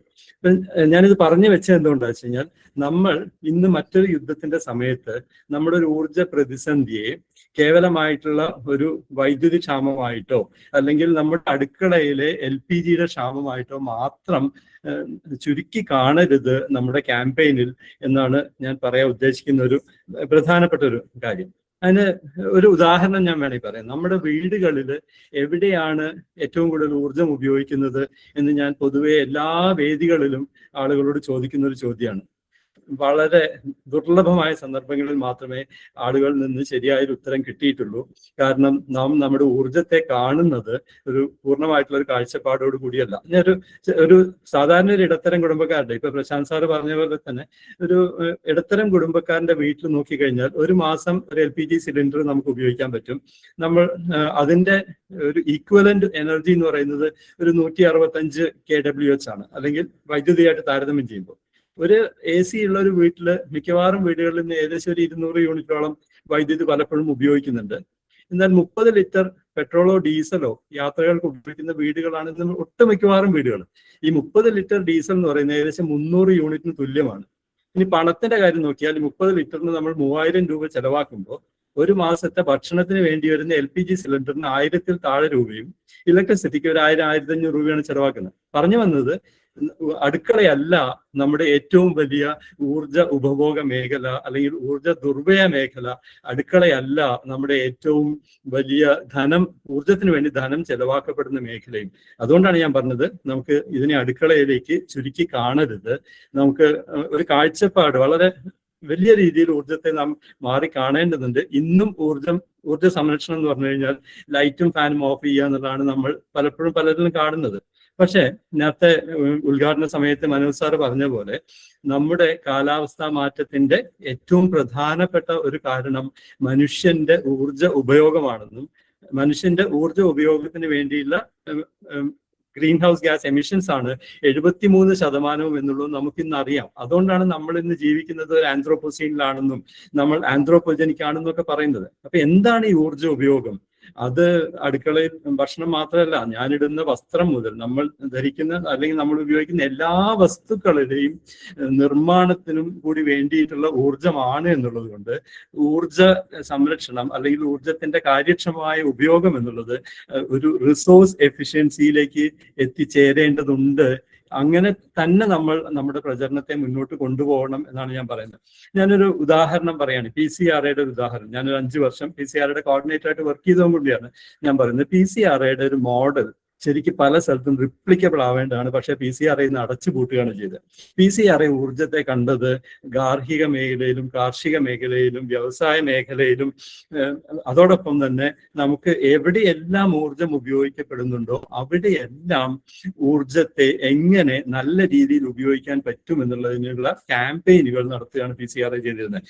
അതിനുവേണ്ടി അവർ തയ്യാറാക്കിയിട്ടുള്ള ലഘുലേഖകളും പുസ്തകങ്ങളും PCRA എന്ന ഇൻഡസ്ട്രിയൽ സെക്ടറിന് വേണ്ടി തയ്യാറാക്കിയിട്ടുള്ള 7 കൊച്ചു പുസ്തകങ്ങൾ ഇന്നും ലോകത്തിലെ ഏറ്റവും മികച്ച റെഫറൻസ് ഗ്രന്ഥങ്ങളാണ്. ആ രീതിയിൽ നാം ആളുകളിലേക്ക് ഊർജത്തിന്റെ സംരക്ഷണത്തിനെ ശാസ്ത്രീയമായ രീതിയിൽ തന്നെ അവതരിപ്പിച്ചുകൊണ്ട് നാം മുന്നോട്ട് പോകേണ്ടതുണ്ട്. തീർച്ചയായിട്ടും എന്നെ ഏറ്റവും കൂടുതൽ സ്വാധീനിച്ചിട്ടുള്ള, എന്നിൽ ഒരു സയന്റിഫിക് ടെമ്പർ ഉണ്ടാക്കാൻ സഹായിച്ചിട്ടുള്ള ശാസ്ത്രായത്ത പരിഷത്തിന്റെ പുസ്തകങ്ങളും അവരോട് ചേർന്നിട്ടുള്ള പ്രവർത്തനങ്ങളുമാണ്. പിന്നീടുള്ള കാലത്ത് നമുക്കത് എവിടെയോ നഷ്ടപ്പെട്ടിട്ടുണ്ടെന്ന് എനിക്ക് തോന്നുന്നു. അപ്പൊ അവിടെയാണ് നമ്മുടെ ഈ ക്യാമ്പയിൻ കുറച്ചും കൂടി വ്യത്യസ്തമായ രീതിയിൽ ഊർജത്തെക്കുറിച്ച് സമഗ്രമായി കാണേണ്ടതുണ്ട് എന്ന് ഞാൻ പറയുന്നത്. PCRAയുടെ മറ്റൊരു എക്സാമ്പിൾ ഞാൻ പറയുകയാണെങ്കിൽ, അതിന്റെ റിസോഴ്സ് എഫിഷ്യൻസിയുടെ കാര്യം പറയുകയാണെങ്കിൽ, PCRAക്ക് വളരെ വളരെ കുറച്ച് റിസോഴ്സസുകളെ ഉണ്ടായിരുന്നുള്ളൂ.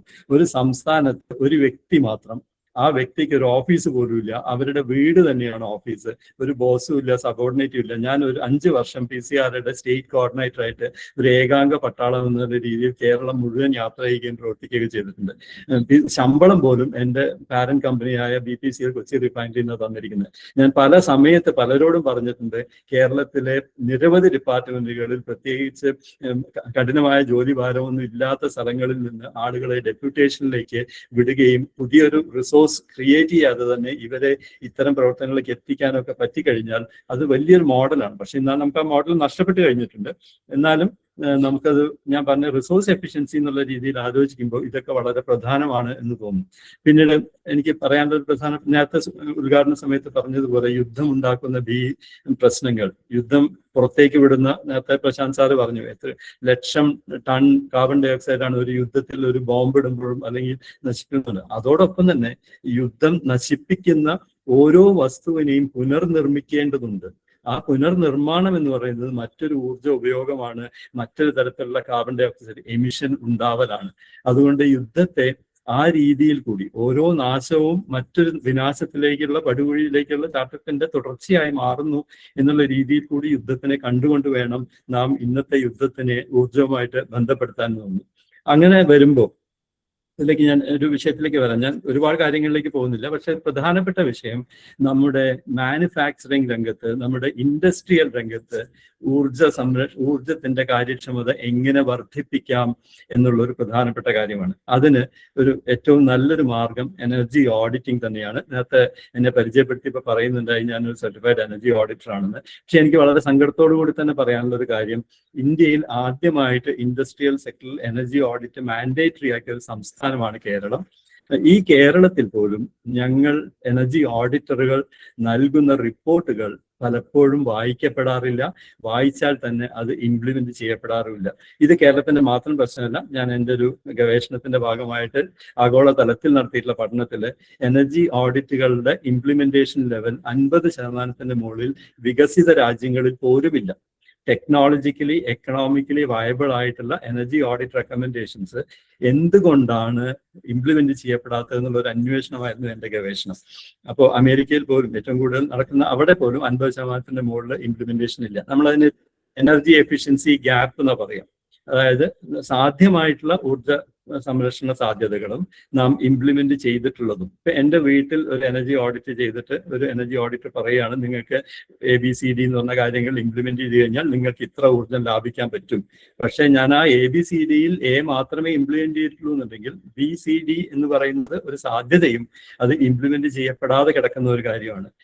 ഞാൻ നേരത്തെ പറഞ്ഞു 1990കളിൽ പോലും എനർജി ഓഡിറ്റ് മാൻഡേറ്ററി ആക്കിയിട്ടുള്ള സംസ്ഥാനമാണ് കേരളം. എനർജി മാനേജ്മെന്റ് സെന്റർ ഒറ്റയ്ക്കുള്ള ഒരു സംസ്ഥാനമാണ് കേരളം. പക്ഷേ എന്തുകൊണ്ടാണ് വയബിൾ ആയിട്ടുള്ള എനർജി ഓഡിറ്റ് റെക്കമെൻഡേഷൻസ് നടപ്പാക്കപ്പെടാത്തത് എന്ന് നമ്മൾ അന്വേഷിച്ചിട്ടില്ല. അത് വളരെ പ്രധാനപ്പെട്ട ഒരു കാര്യമാണ്. നമുക്ക് സാധ്യതയുണ്ട്, പക്ഷെ നമ്മളതിലേക്ക് എത്തിയിട്ടില്ല. അതിനുള്ളൊരു എൻ്റെ ഒരു ഗവേഷണത്തിന്റെ ഫലമായിട്ട് ഞാൻ കണ്ടിച്ചേർന്നിട്ടുള്ള ഒരു പ്രധാനപ്പെട്ട കാരണം അതിന് ഞാൻ കണ്ടെത്തിയിട്ടുള്ളത് അതൊരു ബിഹേവിയർ ഓഫ് ദ പേഴ്സൺ ആണ്. അതുകൊണ്ടാണ് ഞാൻ തുടക്കത്തിലെ പറഞ്ഞത്, നമുക്ക് ഊർജത്തെ പറ്റിയുള്ള നമ്മുടെ കാഴ്ചപ്പാടുകൾ മാറും. നമ്മൾ ക്യാപ്സ്യൂളുകൾ വഴി ഇന്ന രീതിയിൽ ഊർജം ലാഭിക്കാമെന്ന് പറഞ്ഞത് കൊണ്ട് അത് നടപ്പാക്കാൻ പോകുന്നില്ല. ആദ്യമായി മാറേണ്ടത് നമ്മുടെ സ്വഭാവവും നമ്മുടെ പെരുമാറ്റ രീതികളുമാണ്. പോൾ സി സ്റ്റേൺ എന്ന് പറയുന്ന വളരെ പ്രശസ്തനായിട്ടുള്ളൊരു എക്കണോമിസ്റ്റ് പറയുണ്ടായി, the most plausible reason for failure of policies is behaviour. People don't believe you, people don't trust you. സത്യമാണത്. നമ്മൾ പല തലത്തിലും നമ്മൾ ഒരുപാട് പോളിസികൾ ഉണ്ടാക്കുന്നുണ്ട്. നമ്മുടെ എനർജി കൺസർവേഷൻ പോളിസി പോലെ അല്ലെങ്കിൽ പല സാധനം ഉണ്ടാക്കുന്നുണ്ടെങ്കിലും അത് ജനങ്ങളുടെ ബിഹേവിയറിനെ മാറ്റാതെ നമുക്ക് ആവശ്യത്തിനുള്ള ഫലം ലഭിക്കുകയില്ല. അതുകൊണ്ട് നമ്മുടെ ഓരോ പോളിസികളും എങ്ങനെയാണ് ബിഹേവിയർലി ഇൻഫോംഡ് ആവേണ്ടത് എന്ന് ചിന്തിച്ചുകൊണ്ട് വേണം നാം ഇനിയുള്ള ക്യാമ്പയിനുകളെ മുന്നോട്ട് കൊണ്ടുപോകാൻ എന്നാണ് എനിക്ക് വളരെ വിനീതമായിട്ട് അഭ്യർത്ഥിക്കാനുള്ളത്. ഒരു ഉദാഹരണം പറഞ്ഞു കഴിഞ്ഞാൽ, നമ്മൾ AI ക്യാമറകൾ വെച്ചു, പക്ഷെ കഴിഞ്ഞ വർഷത്തെ റിപ്പോർട്ട് കണ്ടത് നമ്മുടെ അപകടങ്ങൾ കൂടി എന്നുള്ളതാണ്. മനുഷ്യന്റെ സ്വഭാവം മാറ്റാതെ ക്യാമറകൾ വെച്ചുകൊണ്ട് മാത്രം നമുക്ക് നമ്മുടെ ഒരു രീതിയിൽ അത് കൂട്ടാൻ പറ്റില്ല എന്നുള്ളതിൻ്റെ ഒരു ചെറിയൊരു ഉദാഹരണം മാത്രമാണ് നമുക്ക് അവിടെ പറയാനുള്ളത്. അപ്പം നമ്മൾ എങ്ങനെയാണ് നമ്മൾ ഇത്തരത്തിലുള്ള ക്യാമ്പയിനുകൾ ഉണ്ടാക്കിയെടുക്കേണ്ടത്? അതിൽ പരിഷത്തിന് വളരെ വലിയ റോളുണ്ട്. ഞാൻ പറഞ്ഞ പോലെ എൻ്റെ ചെറുപ്പത്തിൽ പരിഷത്ത് എങ്ങനെയാണോ എന്നെ എൻ്റെ ശാസ്ത്രീയ ബോധത്തെ സ്വാധീനിച്ചത്, ആ രീതിയിലേക്ക് ഇന്നുള്ള ജനങ്ങളിലേക്ക് മാറുന്ന രീതിയിൽ നാം ജനങ്ങളുടെ സ്വഭാവത്തെ കൂടി മനസ്സിലാക്കിക്കൊണ്ട് എങ്ങനെയാണ് അവരുടെ ജീവിത രീതികളെ മാറ്റാൻ പറ്റുക എന്നുള്ളത് നമ്മൾ അന്വേഷിക്കേണ്ട ഒരു പ്രധാനപ്പെട്ട കാര്യമാണ്. നമ്മുടെ ക്യാമ്പയിൻ മെറ്റീരിയലുകൾ മുൻപ് കൊടുത്തതുപോലെ ഒരു ലിസ്റ്റ് ഓഫ് ആർട്ടിക്കിൾസ്, ഇപ്പൊ വീട്ടിലെ അടുക്കളയിൽ എങ്ങനെയാണ് ഊർജ്ജം സംരക്ഷിക്കാന്ന് ചോദിച്ചു കഴിഞ്ഞാൽ ഇപ്പൊ എനിക്കൊരു 15 പോയിന്റ് നിങ്ങളോട് പറയാൻ പറ്റും. പക്ഷെ അതൊന്നും ഒരു പക്ഷെ ഇന്ന് നമ്മുടെ ജനങ്ങളുടെ മനസ്സിലുള്ള സ്വഭാവവുമായിട്ട് തികച്ചും വ്യത്യസ്തമായി നിൽക്കുന്ന ഒരു കാര്യമായി മാറിക്കഴിഞ്ഞാൽ അത് ഇംപ്ലിമെന്റേഷൻ ലെവലിലേക്ക് എത്തില്ല. നമ്മുടെ എനർജി എഫിഷ്യൻസി ഗ്യാപ്പ് വർദ്ധിച്ചുകൊണ്ടേയിരിക്കും. ആ രീതിയിലായിരിക്കണം നമ്മുടെ ഇനി മുന്നോട്ടുള്ള ആലോചനകൾ എന്നാണ് എനിക്ക് ഒന്ന് പറഞ്ഞു വെക്കാനുള്ളത്. ഊർജ സംരക്ഷണത്തിന്റെ പ്രസക്തിയെക്കുറിച്ച് തന്നെ, അതായത് മനുഷ്യൻ ഒരു ഡീഗ്രോത്തിനെ കുറിച്ചൊക്കെ ഒരുപാട് ആലോചിക്കേണ്ട ഒരു സമയം കൂടിയാണ്. ഒരു തരത്തിൽ കലാമിറ്റീസ് ഉണ്ടാകുമ്പോഴാണ് നമ്മൾ മാറി ചിന്തിക്കുന്നത്. കോവിഡ് വന്നപ്പോഴാണ് നമ്മൾ ജീവിതത്തിൽ ഒരിക്കലും ചെയ്യാൻ പറ്റില്ല എന്ന് വിശ്വസിച്ചിരുന്ന പല കാര്യങ്ങളും നമ്മൾ ചെയ്യാൻ തുടങ്ങിയത്. ഇന്നിപ്പോ മറ്റൊരു യുദ്ധം വരുമ്പോഴാണ് നാം നമ്മുടെ അനാവശ്യമായി ചെലവഴിക്കപ്പെടുന്ന ഊർജം കുറയ്ക്കേണ്ടതുണ്ട് എന്നുള്ളൊരു തോന്നൽ വരുന്നത്. മറ്റേത് നമ്മുടെ പലപ്പോഴും എൻ്റെ പണം ഞാൻ എനിക്കിഷ്ടമുള്ള രീതിയിൽ ഉപയോഗിക്കും എന്നുള്ള രീതിയിലാണ് ഊർജത്തെ നാം കണ്ടിരുന്നത്. ഊർജത്തെ ഇപ്പോഴും ഒരു പൊതു സ്വത്തായി നമ്മൾ കണ്ടു തുടങ്ങിയിട്ടില്ല. നമ്മുടെ ക്യാമ്പയിനിൽ അത്തരം രീതിയിലുള്ള ഒരു എന്താ പറയുക, നമ്മുടെ ഒരു പെർസെപ്ഷൻ ചേഞ്ചിലേക്കും കൂടിയുള്ള രീതിയിലേക്കായിരിക്കണം. ഇപ്പൊ ഒരു വെള്ളത്തിന്റെ ടാപ്പ് ലീക്ക് ചെയ്യുന്നത് കണ്ട ഞാൻ പലപ്പോഴും കുട്ടികളോടൊക്കെ സംസാരിക്കുമ്പോൾ ചോദിക്കാറുണ്ട്, നിങ്ങളുടെ പുറത്തൊരു ടാപ്പ് ലീക്ക് ചെയ്യുന്നത് കണ്ട നിങ്ങൾ ഉടനെ പോയി ഓടി അടയ്ക്കുമല്ലേ ചോദിക്കും. മിക്കവാറും എല്ലാവരും ശരിയെന്ന് പറയും. പക്ഷെ നിങ്ങളുടെ ക്ലാസ് റൂമിലുള്ള ലൈറ്റും ഫാനും നിങ്ങൾ ഇറങ്ങി പോകുമ്പോൾ ഓഫ് ചെയ്യാൻ നിങ്ങൾക്ക് എന്താണ് തോന്നാത്തതെന്നുള്ളത്. അപ്പോൾ അതിന്റെ പ്രധാന കാരണം ജലത്തെ ഒരു ഒരു കോമൺ ഗുഡായിട്ട് അല്ലെങ്കിൽ വളരെ പ്രഷ്യസ് ആയിട്ടുള്ള സാധനമായിട്ട് മാറ്റാൻ നമ്മുടെ ഈ അടുത്ത കാലത്തെ പല ബോധന പരിപാടികൾക്കും ക്യാമ്പയിനുകൾക്കും കഴിഞ്ഞിട്ടുണ്ട് എങ്കിൽ ഊർജത്തെ അങ്ങനെ കാണാൻ നമുക്ക് കഴിഞ്ഞിട്ടില്ല. എനിക്ക് പണമുണ്ടെങ്കിൽ എങ്ങനെ വേണമെങ്കിലും ദുർവ്യയം ചെയ്യാവുന്ന ഒരു വസ്തുവായിട്ടാണ് നമ്മൾ ഊർജത്തെ കാണുന്നത്. ഞാൻ നേരത്തെ പറഞ്ഞു വെച്ച ഒരു പോയിന്റിലേക്ക് വന്നിട്ട് ഞാൻ നിർത്താം. അതായത് നമ്മുടെ വീടുകളിൽ ഏറ്റവും കൂടുതൽ ഊർജം ഉപയോഗിക്കുന്നത്, ഏറ്റവും കൂടുതൽ പണം ചെലവാക്കപ്പെടുന്നത് യാത്രകൾക്ക് വേണ്ടിയാണെന്നൊരു തിരിച്ചറിവ് ഉണ്ടാവുമ്പോൾ തിരിച്ചു ചോദിക്കുന്ന ഒരു ചോദ്യമുണ്ട്, എന്താണ് എനിക്കിതിൽ ചെയ്യാൻ പറ്റുന്ന മാർഗം എന്ന്. അതിന് കൃത്യമായി ഒരേ ഒരു മാർഗം മാത്രമേ ഉള്ളൂ. നമ്മുടെ പബ്ലിക് ട്രാൻസ്പോർട്ട് സിസ്റ്റം എങ്ങനെയാണ് എഫിഷ്യൻ്റ് ആയിട്ടും ബെറ്റർ ആയിട്ടും മാറ്റേണ്ടത്. ഇന്നും നമ്മുടെ ട്രാൻസ്പോർട്ട് സിസ്റ്റം ഡിസൈൻ ചെയ്യുമ്പോൾ നമ്മൾ അതിവേഗ യാത്രകളെ കുറിച്ച് മാത്രമേ പറയുന്നുള്ളൂ. നമ്മുടെ കൺവീനിയൻറ്റ് ട്രാവലിനെ കുറിച്ച് നമ്മൾ പറയുന്നില്ല. നമ്മുടെ ഈ സിസ്റ്റംസ് ഒന്നും ഇൻ്റഗ്രേറ്റഡ് അല്ല. നമ്മുടെ റെയിൽവേ സ്റ്റേഷനുകളും എത്ര സ്ഥലങ്ങളിൽ നമ്മുടെ റെയിൽവേ സ്റ്റേഷനുകളും ബസ് സ്റ്റോപ്പുകളും അടുത്തുണ്ട് നമ്മളൊന്ന് നോക്കിയാൽ മതി.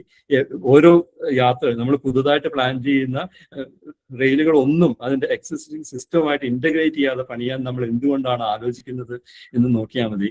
നമ്മൾക്ക് പ്രൊജക്റ്റുകളാണ് വേണ്ടത്. പ്രൊജക്റ്റുകളിൽ നിന്ന് പുറത്തേക്ക് അതൊരു പൊതുവായിട്ടുള്ള രീതിയിൽ നമ്മുടെ ഊർജ്ജ സംരക്ഷണത്തെ സഹായിക്കുന്ന രീതിയിലേക്കുള്ള ഒരു കാഴ്ചപ്പാടുകൂടി അല്ല അവ ഉണ്ടാക്കുന്നത് എന്നുള്ളതുകൊണ്ടാണ്. അതുകൊണ്ട് എൻ്റെ ഒരു അഭ്യർത്ഥന, പരിഷത്തിന്റെ ഈ ക്യാമ്പയിനിൽ നമ്മൾ ഊർജത്തെ കുറേയും കൂടി സമഗ്രമായി കാണാവുന്ന രീതിയിലേക്ക് അതിനെ മാറ്റിയെടുക്കണം. അതിന് നിങ്ങൾക്ക് എല്ലാവർക്കും സാധിക്കട്ടെ എന്ന് മാത്രം പറഞ്ഞുകൊണ്ട് ഇങ്ങനെ ഒരു അവസരം തന്നതിന് നന്ദി പറഞ്ഞുകൊണ്ട് ഞാൻ എൻ്റെ വാക്കുകൾ അവസാനിപ്പിക്കുന്നു. നന്ദി, നമസ്കാരം. നന്ദി ജയരാം സാറ്. അടുത്ത ക്ലാസ് അടുത്തത് ബദൽ ഊർജ സ്രോതസ്സുകൾ എന്നുള്ളതാണ്. ഈ ക്ലാസ് എടുക്കുന്നത് ഈ മേഖലയിലടക്കം നിരവധി ഗവേഷണ പ്രബന്ധങ്ങൾ ദേശീയ അന്തർദേശീയ ജേർണലുകളിൽ പ്രസിദ്ധീകരിച്ചിട്ടുള്ള ഡോക്ടർ ടിറ്റു തോമസ് സാറാണ്. അദ്ദേഹം മൂവാറ്റുപുഴ നിർമ്മല കോളേജിലെ ഫിസിക്സ് ഡിപ്പാർട്ട്മെന്റിലെ അസിസ്റ്റന്റ് പ്രൊഫസറും HOD-യുമാണ്. മാഷിനെ ആദരപൂർവ്വം ഈ ക്ലാസ് എടുക്കുന്നതിനായി ക്ഷണിക്കുന്നു. എല്ലാവർക്കും നമസ്കാരം. കേൾക്കാൻ പറ്റുന്നുണ്ടല്ലോ? പക്ഷേ കേൾക്കുന്നുണ്ടെന്ന് വിശ്വസിക്കാം. Okay, thank you. എല്ലാവർക്കും നമസ്കാരം. ആദ്യമേ തന്നെ ഇങ്ങനൊരു വേദിയിലേക്ക് ശാസ്ത്ര സാഹിത്യ പരിഷത്ത് എന്ന് പറയുന്ന വളരെ എന്താ പറയുക, കേരളത്തിന്റെ ഒരു നവോത്ഥാനത്തെ തന്നെ പിടിച്ചുയർത്തിയ ഒരു പ്രസ്ഥാനത്തിന്റെ ഒരു വേദിയിൽ സംസാരിക്കാൻ അവസരം തന്നതിന് ആദ്യമേ തന്നെ ഒരു നന്ദി രേഖപ്പെടുത്തുകയാണ്. എൻ്റെ പേര് ടിറ്റു തോമസ് എന്നാണ്. ഞാൻ മൂവാറ്റുപുഴ നിർമ്മല കോളേജിലെ ഫിസിക്സ് വിഭാഗം അധ്യാപകനാണ്. സമയം താമസിച്ചു എന്ന് എനിക്കറിയാം. അതുകൊണ്ട് പെട്ടെന്ന് തന്നെ എനിക്ക് തന്നിരിക്കുന്ന വിഷയത്തിലേക്ക് കടക്കുകയാണ്. എൻ്റെ വിഷയം എന്ന് പറയുന്നത് കേരളത്തിന്റെ ബദൽ ഊർജ സ്രോതസ്സുകൾ എന്നുള്ളതാണ്. എനിക്ക് മുമ്പേ സംസാരിച്ച രണ്ടുപേരെ പോലെ ഒരു പൊതുവായിട്ടുള്ള ഒരു എന്താ പറയാ, ഒരു അവതരണം ഈ മേഖലയിൽ സാധ്യമാവാത്തത് കൊണ്ട് ഞാൻ കുറച്ചുകൂടി ഒരു ടെക്നിക്കൽ ആയിട്ടുള്ള ഒരു ഡേറ്റ വെച്ചിട്ടുള്ള ഒരു അവതരണമായിരിക്കും ഇവിടെ ഉണ്ടാവുക. അതെല്ലാവർക്കും സ്വീകാര്യമാവെന്ന് കരുതുകയാണ്. ഞാനിപ്പോൾ ഒരു പവർ പോയിന്റ് ഇവിടെ ഷെയർ ചെയ്തിട്ടുണ്ട്. നിങ്ങളുടെ സ്ക്രീനിൽ അത് കാണാം എന്ന് വിശ്വസിക്കുകയാണ്. കേരളത്തിന്റെ ബദൽ ഊർജ സ്രോതസ്സുകളെ പറ്റി നമ്മൾ സംസാരിക്കുന്നതിന് മുമ്പ് എനിക്ക് തോന്നുന്നു നമ്മൾ നിലവിൽ നമ്മുടെ ഊർജ സ്രോതസ്സുകളെ നമ്മൾ എത്രമാത്രം കാര്യക്ഷമമായിട്ട് നമ്മൾ ഉപയോഗിക്കുന്നുണ്ടെന്നുള്ളതും എന്തുമാത്രം നമുക്ക് അവയിൽ പലതരത്തിലുള്ള നഷ്ടങ്ങൾ ഉണ്ടാവുന്നുണ്ട് എന്നുള്ളതും എത്തരത്തിൽ നമുക്ക് നിലവിലുള്ള ഊർജ സ്രോതസ്സുകളെ കൂടുതൽ കാര്യക്ഷമമായി നമുക്ക് ഉപയോഗിക്കാൻ സാധിക്കും എന്നുള്ളത് നമ്മൾ നോക്കുക നല്ലതാണെന്ന് വിചാരിക്കുക. ഇപ്പൊ 9 മണിയായി, 9:10, 9:15 നിർത്താം എന്ന് കരുതുകയാണ്. നമുക്കറിയാം കേരളത്തിൽ നിലവിൽ 3.5 കോടി ജനങ്ങൾ, ഏകദേശം 860 ആളുകൾ 1 കിലോമീറ്റർ സ്ക്വയർ പരിധിയിലുള്ള ഒരു വളരെ ജനസാന്ദ്രതയേറിയ ഒരു സംസ്ഥാനത്താണ് നമ്മൾ ജീവിക്കുക.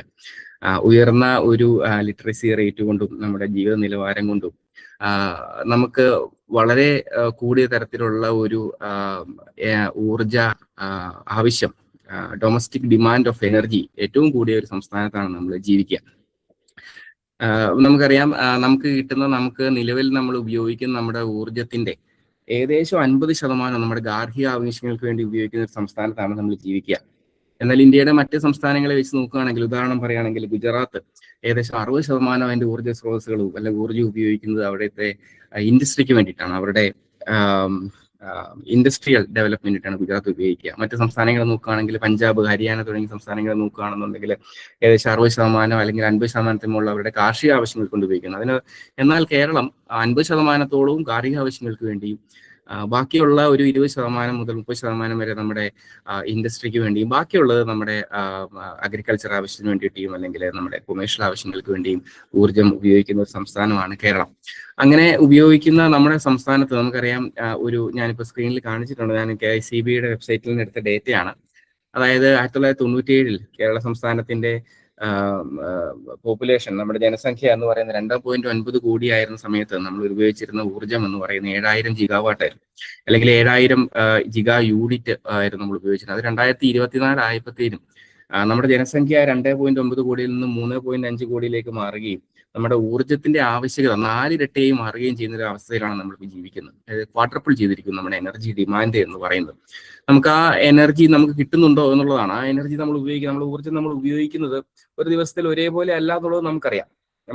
നമുക്കറിയാം നമ്മുടെ ഒരു ഈവനിങ് ബോട്ടിൽ നെക്സ്റ്റ് സമയം എന്ന് പൊതുവെ KICBയുടെ വിദഗ്ധർ പറയുന്ന ഒരു സമയമുണ്ട്. നമുക്കറിയാം, നമ്മൾ ജോലിയുടെ ആവശ്യമെല്ലാം കഴിഞ്ഞ് നമ്മൾ വീടുകളിലേക്ക് എത്തുന്ന ഒരു സമയം 4 മുതൽ ഏകദേശം 10 വരെയുള്ള സമയത്ത് ഏകദേശം 5800 മെഗാവാട്ട് ഓഫ് എനർജിയാണ്, നമുക്ക് ഊർജ്ജമാണ് കേരളത്തിലെ ജനങ്ങൾ ആ പ്രത്യേക സമയത്ത് മാത്രം ഉപയോഗിക്കുക. അതിന് മുമ്പുള്ള ദിവസങ്ങളിലൊന്നും സമയത്തൊന്നും നമ്മൾ ആ രീതിയിൽ നമ്മുടെ ഊർജ്ജം നമ്മൾ ഉപയോഗിക്കുന്നില്ല എന്നുള്ളത് നമുക്കറിയാം. അപ്പൊ അത്തരത്തിൽ ഊർജ്ജത്തിന്റെ ആവശ്യകത മാത്രമല്ല, അതിനെ സമയം അനുസരിച്ച്, ഒരു ദിവസത്തിന്റെ സമയം അനുസരിച്ചും വ്യത്യസ്ത രീതിയിലുള്ള ഊർജ്ജ ഉപയോഗമുള്ള ഒരു സംസ്ഥാനമാണ് കേരളം.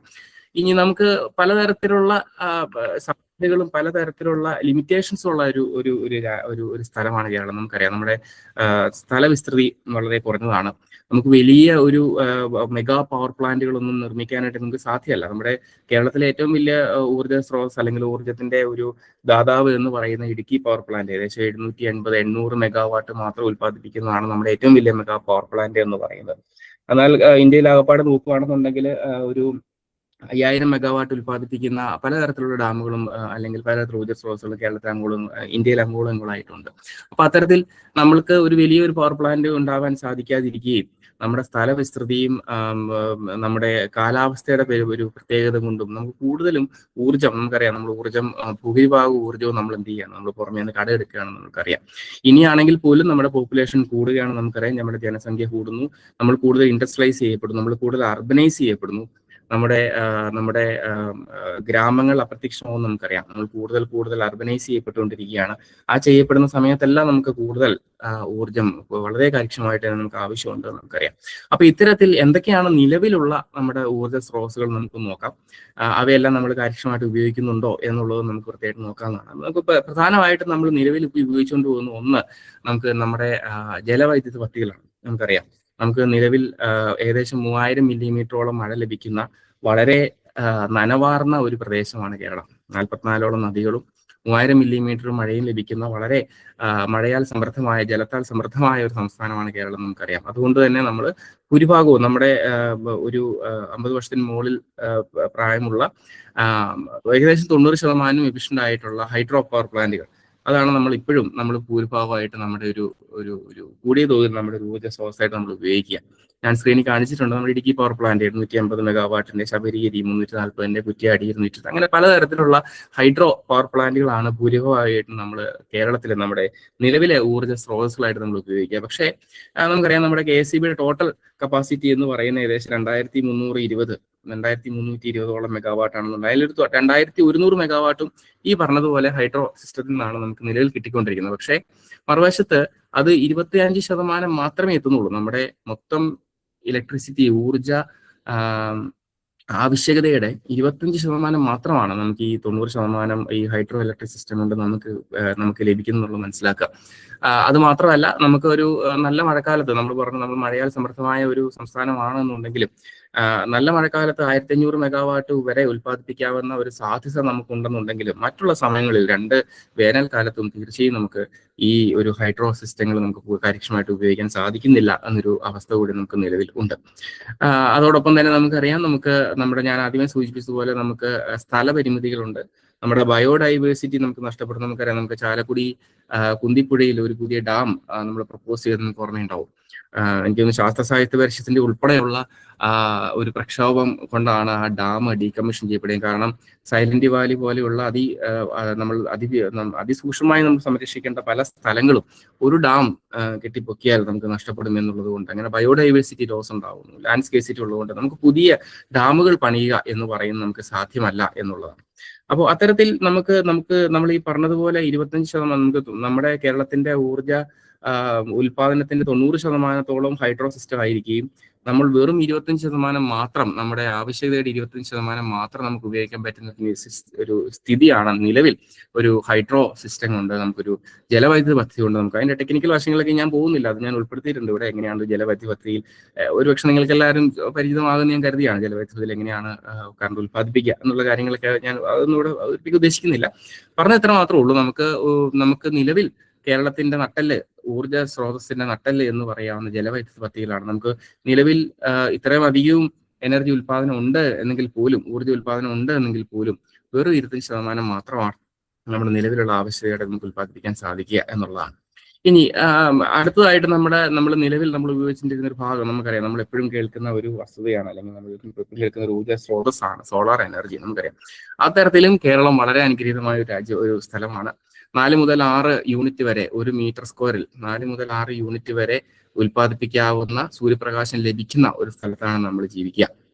2 രീതിയിലാണ് സോളാർ എനർജി നമ്മൾ ഉപയോഗിക്കുന്നത്. നമുക്കറിയാം, ഒന്ന് നമുക്ക് സോളാർ സെല്ലുകൾ വഴിയായിട്ട് നമുക്ക് നേരിട്ട് കറണ്ട് ഉൽപ്പാദിപ്പിക്കാനും, മറ്റൊന്ന് സോളാർ വാട്ടർ ഹീറ്ററുകൾ, സൂര്യന്റെ ചൂട് നമുക്ക് ഉപയോഗിക്കുന്ന രീതിയിലും. 2 രീതിയിലാണ് നമ്മൾ സോളാർ നമ്മുടെ കേരളത്തിൽ പൊതുവെ ഉപയോഗിച്ചു വരുന്നത്. ഇവയെ രണ്ടും ഞാൻ സ്ക്രീനിൽ കാണിച്ചിട്ടുണ്ട്. നമ്മുടെ പൊതുവായിട്ടുള്ള സ്ട്രീറ്റ് ലൈറ്റിങ്ങിന് വേണ്ടിയിട്ടും നമ്മുടെ ഗ്രിഡ് കണക്ഷൻ വഴിയായിട്ടുമാണ് നിലവിൽ 2 രീതിയിലാണ് നമ്മൾ സോളാർ സെല്ലുകൾ, സോളാർ പാനലുകൾ നിലവിൽ നമ്മൾ കേരളത്തിൽ ഉപയോഗിച്ചു വരുന്നത്. നമ്മുടെ സ്ട്രീറ്റ് ലൈറ്റിംഗ് നമുക്കറിയാം, അതൊരു ഇൻഹൗസ് സിസ്റ്റമാണ്. അതിൽ തന്നെ പാനൽ ഉണ്ടാവും, അതിൽ തന്നെ ബാറ്ററി ഉണ്ടാവും, അവിടെ തന്നെ കറണ്ട് ഉൽപ്പാദിപ്പിക്കുന്നു, ആ കറണ്ട് നമ്മൾ ഉപയോഗിക്കുന്നതാണ്. മറ്റൊന്ന് നമുക്കറിയാം, നമ്മൾ വീടുകളിൽ ഉണ്ടാക്കുന്ന പാനലുകൾ ഉപയോഗിച്ച് നമ്മൾ ഗ്രിഡിലേക്ക് കൊടുക്കുകയും ആ ഗ്രിഡിലുമായിട്ട് നമ്മൾ ഉപയോഗിക്കുകയും ചെയ്യുക എന്നുള്ളതാണ്. ഇത് രണ്ടുമാണ് സോളാർ ലൈറ്റ് ഉപയോഗിക്കുന്ന ഒരു മാർഗം എന്ന് പറയുന്നത്. സോളാർ തെർമൽ എനർജി, സൂര്യന്റെ ചൂട് ഉപയോഗിച്ച് നമുക്കറിയാം നമ്മൾ പല രീതിയിൽ നമ്മൾ ഉപയോഗിക്കുന്നു. നമ്മുടെ വീടുകളിൽ നമ്മൾ സോളാർ വാട്ടർ ഹീറ്ററുകൾ ഉപയോഗിക്കുന്നു. എനിക്ക് തോന്നുന്നു ശാസ്ത്ര സാഹിത്യ പരിഷത്തിന് തന്നെ ചില പ്രൊജക്റ്റുകളുണ്ട്, സോളാർ കുക്കറുകളായും സോളാർ ഡ്രയറുകളുമായിട്ട് ഉപയോഗിക്കുന്നത്. വളരെ ചെലവ് കുറഞ്ഞ രീതിയിൽ തന്നെ നമുക്ക് വീടുകളിലോ അല്ലെങ്കിൽ ചെറുകിട വ്യാപാര സ്ഥാപനങ്ങളിലൊക്കെ ഉപയോഗിക്കാവുന്ന, അല്ലെങ്കിൽ ഇൻഡസ്ട്രികളിൽ ഉപയോഗിക്കാവുന്ന സാധനങ്ങളാണ് ഈ സോളാർ കുക്കറുകൾ, സോളാർ ഡ്രയറുകളെല്ലാം. അപ്പൊ അത്തരത്തിൽ സോളാർ എനർജി ടെക്നിക്കൽ വശങ്ങളിലേക്ക് ഞാൻ പോകുന്നില്ല. സോളാർ സെല്ലുകൾ നേരിട്ട് കറണ്ട് ഉൽപ്പാദിപ്പിക്കുന്ന ക്ലീൻ ഇലക്ട്രിസിറ്റി, ഗ്രീൻ ഇലക്ട്രിസിറ്റി എന്ന രീതിയിൽ, ഫോട്ടോ വോൾട്ടായിക് എന്ന രീതിയിലും അതിന്റെ ചൂട് ഉപയോഗിക്കുന്ന രീതിയിൽ നമുക്ക് സോളാർ എനർജി നമ്മൾ ഉപയോഗിക്കുന്നുണ്ട്. പക്ഷെ അതുപോലും ഞാനിവിടെ കാണിച്ചിട്ടുണ്ട്, 15 മുതൽ 20% വരെ നമ്മുടെ വീടുകളിൽ നമുക്കറിയാം, നമ്മുടെ സോളാർ പാനലുകളിൽ ഒരിക്കലും 100% എഫിഷ്യൻ്റ് ആയിട്ടുള്ള സോളാർ സെൽ ഇതുവരെ ലോകത്ത് കണ്ടുപിടിച്ചിട്ടില്ല. സോളാർ സെല്ലിന്റെ മാക്സിമം എഫിഷ്യൻസി നിലവിൽ ഉള്ളത് ഒരു ലാബ് സ്കെയിലാണെങ്കിൽ പോലും 50%. അതായത് സോളാർ പാനലിലേക്ക് വീഴുന്നതിന്റെ 50% എനർജി മാത്രം കൺവേർട്ട് ചെയ്ത് കറണ്ടാക്കി മാറ്റാനുള്ള ഒരു ടെക്നോളജി മാത്രമേ നിലവിൽ നമുക്ക് ഭൂമിയിൽ അവൈലബിൾ ആയിട്ടുള്ളൂ. ഇന്ത്യയിലേക്ക് വരികയാണെന്നുണ്ടെങ്കിൽ നമുക്ക് ഇന്ത്യയിൽ ഇൻഹൗസ് ആയിട്ട് ഇതുവരെ സോളാർ പാനലുകളിൽ ഉൽപ്പാദിപ്പിക്കാനുള്ള ടെക്നോളജി നമുക്കായിട്ടില്ല. നമ്മൾ ചൈനയിൽ നിന്ന് ഇറക്കുമതി ചെയ്യുകയാണ്. ആ ഇറക്കുമതി ചെയ്യുന്ന പാനലുകൾ ഏകദേശം 15 മുതൽ 20% വരെ മാത്രമാണ് നമുക്ക് സോളാർ സെല്ലുകളും നമുക്ക് ഉപയോഗിക്കാനായിട്ട് സാധിക്കുക. അതിനേക്കാൾ കൂടുതൽ സോളാർ തെർമൽ എനർജി നമുക്ക് ഉപയോഗിക്കാം. എനിക്ക് തോന്നുന്നു പരിസ്ഥിതിനൊക്കെ കൂടുതലായിട്ടും പ്രവർത്തിക്കാൻ പറ്റുന്ന ഒരു മേഖല എന്ന് പറയുന്നത് സോളാർ തെർമൽ എഫിഷ്യൻസിയാണ്. ആ ചൂട് പല രീതിയിൽ നമുക്ക് ഉപയോഗിച്ച് 60 മുതൽ 70% എഫിഷ്യൻ്റ് ആയിട്ട് നമുക്ക് ഉപയോഗിക്കാം എന്നുള്ളതാണ്. സോളാർ സൂര്യപ്രകാശം കൊണ്ട് നമുക്ക് ഉപയോഗിക്കാവുന്ന ഒരു മാർഗം എന്ന് പറയാം. അതിൻ്റെ ഒരു ടേം പറയുകയാണെന്നുണ്ടെങ്കിൽ നമുക്ക് തൊട്ടടുത്ത് തന്നെ നമുക്ക് ചെയ്യാവുന്നത് കൂടുതൽ വീടുകളിലേക്ക്, എനിക്ക് തോന്നുന്നു പരിസ്ഥിതിന്റെ ഒക്കെ പ്രവർത്തന ഫലമായിട്ട് കൂടുതലും സബ്സിഡി നിരക്കിൽ കൂടുതൽ പാനലുകൾ കുറച്ചുകൂടെ നമ്മുടെ വീടുകളിലൊക്കെ കുറച്ച് സോളാർ എനർജി, സോളാർ തെർമൽ പ്ലാന്റുകൾ നമുക്ക് കൊടുക്കാം. കുറച്ചുകൂടെ കുറച്ചുകൂടെ കൂടി ഒരു ലോങ് ടേം ഇതിലേക്ക് പോവുകയാണെന്നുണ്ടെങ്കിൽ ചെറിയ ചെറിയ ഗ്രിഡുകൾ, ഒരു വലിയൊരു ഗ്രിഡ് അല്ല, കുറച്ച് വീടുകൾ ചേർന്ന് അല്ലെങ്കിൽ കുറച്ചൊരു പ്രദേശത്ത് കൂട്ടിച്ചേർത്ത് ഒരു ചെറിയ ഗ്രിഡുകളാക്കി മാറ്റി ആ ഗ്രിഡുകൾ കൂടി ചേർന്ന് ഒരു വലിയൊരു സിസ്റ്റത്തിലേക്ക് പോകുന്ന അങ്ങനെ ലോങ് ടേം പ്ലാനുകൾ നമുക്ക് എന്ത് ചെയ്യാം, കേരളത്തിൽ നമുക്ക് ഉപയോഗിക്കാവുന്നതാണ്. അടുത്തതായിട്ട് ഞാൻ പറയുന്നതാണ് കേരളത്തിന്റെ വിൻഡ് എനർജി എന്ന് പറയുന്ന സംഗതി. നമുക്കറിയാം കേരളം ഞാൻ മുമ്പേ സൂചിപ്പിച്ചതുപോലെ തന്നെ മഴയാൽ മാത്രമല്ല, ജലത്താൽ മാത്രമല്ല, കാറ്റിനാലും നമ്മളൊരു അറബിക്കടലിനോട് ചേർന്ന് കിടക്കുന്ന ഏകദേശം 600 കിലോമീറ്ററോളം കടൽ തീരമുള്ള നമുക്ക് കടലിൽ നിന്ന് വരുന്ന കാറ്റും നമ്മുടെ ഒരു ഭാഗത്ത് നമ്മുടെ പശ്ചിമഘട്ടം നീണ്ടു നിവർന്ന് നിൽക്കുന്നതുകൊണ്ട് അതിനിടയ്ക്കുള്ള കാറ്റ് വളരെ സമൃദ്ധമായി കിട്ടുന്ന ഒരു പ്രദേശമാണ് കേരളം. എന്നിരുന്നാലും വെറും 2% മാത്രമാണ്, ഞാൻ സ്ക്രീനിൽ കാണിച്ചിട്ടുണ്ട്, നമുക്ക് ആവശ്യമുള്ളതിന്റെ 2% മാത്രമാണ് നമ്മൾ കാറ്റിൽ നിന്നും നമ്മൾ വൈദ്യുതി നമ്മൾ ഉത്പാദിപ്പിക്കുക. നിങ്ങൾ കണ്ടിട്ടുണ്ടാവും തീർച്ചയായിട്ടും. ചില കാറ്റാടി പാടങ്ങൾ നിങ്ങൾ കണ്ടിട്ടുണ്ടാവും. എങ്ങനെയാണ് കാറ്റിൽ നിന്ന് വൈദ്യുതി ഉത്പാദിപ്പിക്കുന്നുള്ള ഒരു ടെക്നിക്കൽ വശങ്ങളിലേക്ക് ഞാൻ പോകുന്നില്ല.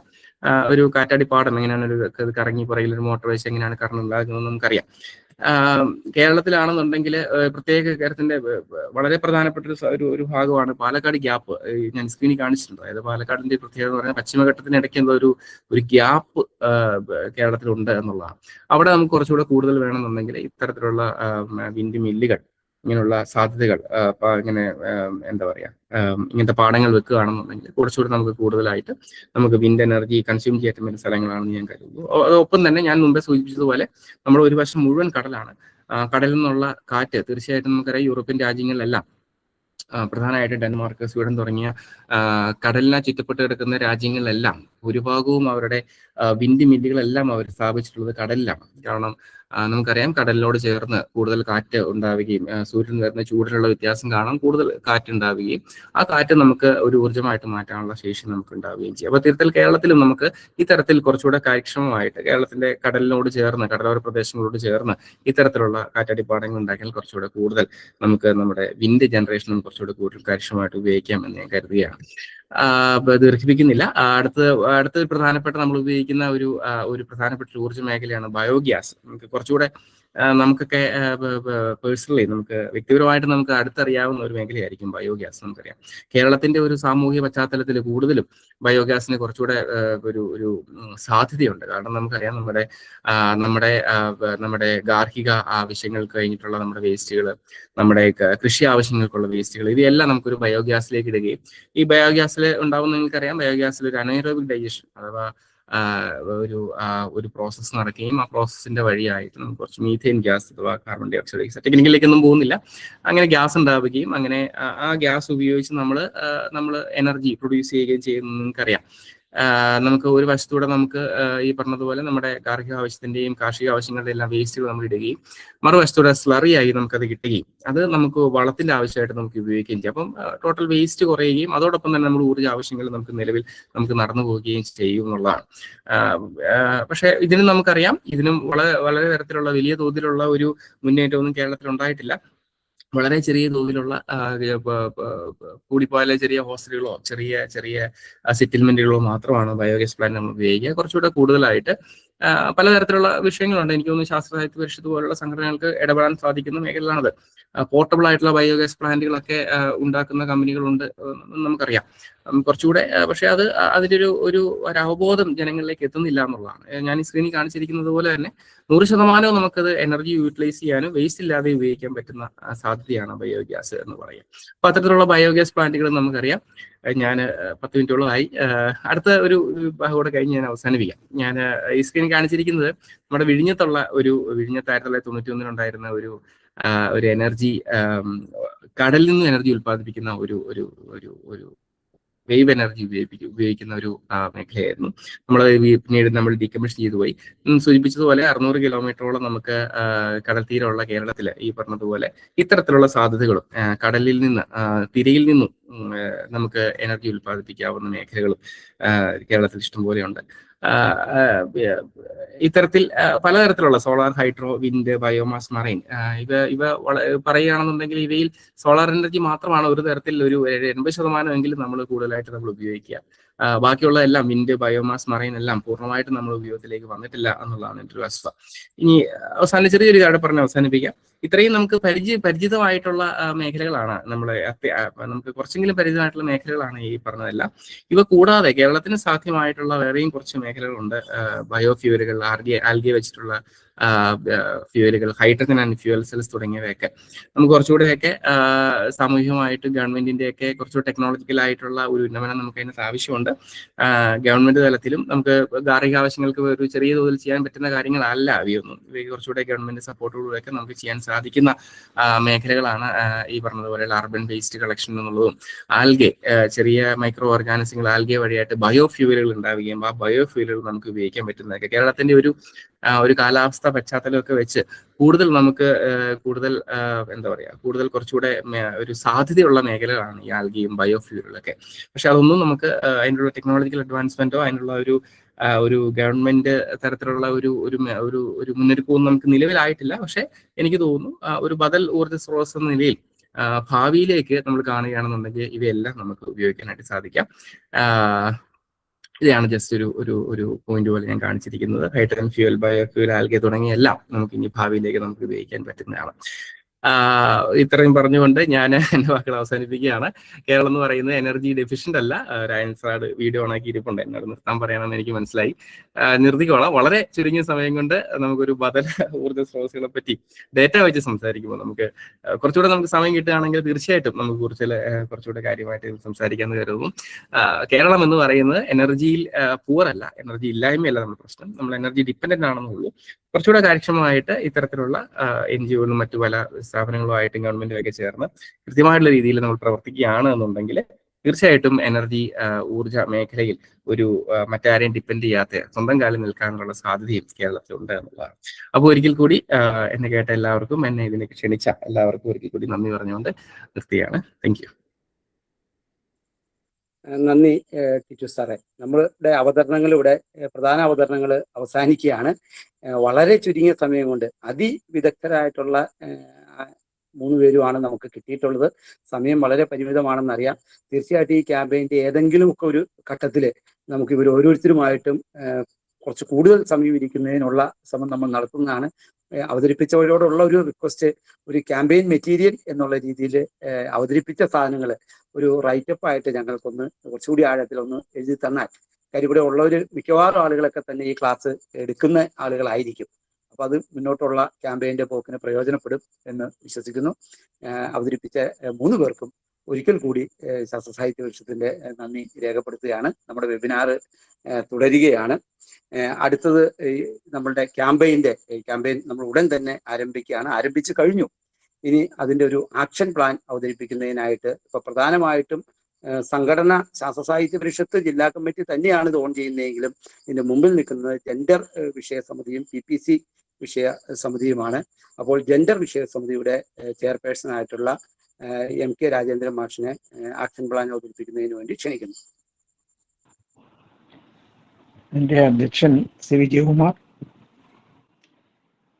ഉദ്ഘാടകൻ മനോജ് സാർ, പ്രശാന്ത് രവീന്ദ്രൻ മാഷ്, ജയരാമൻ സാറ്, ടിറ്റു തോമസ്.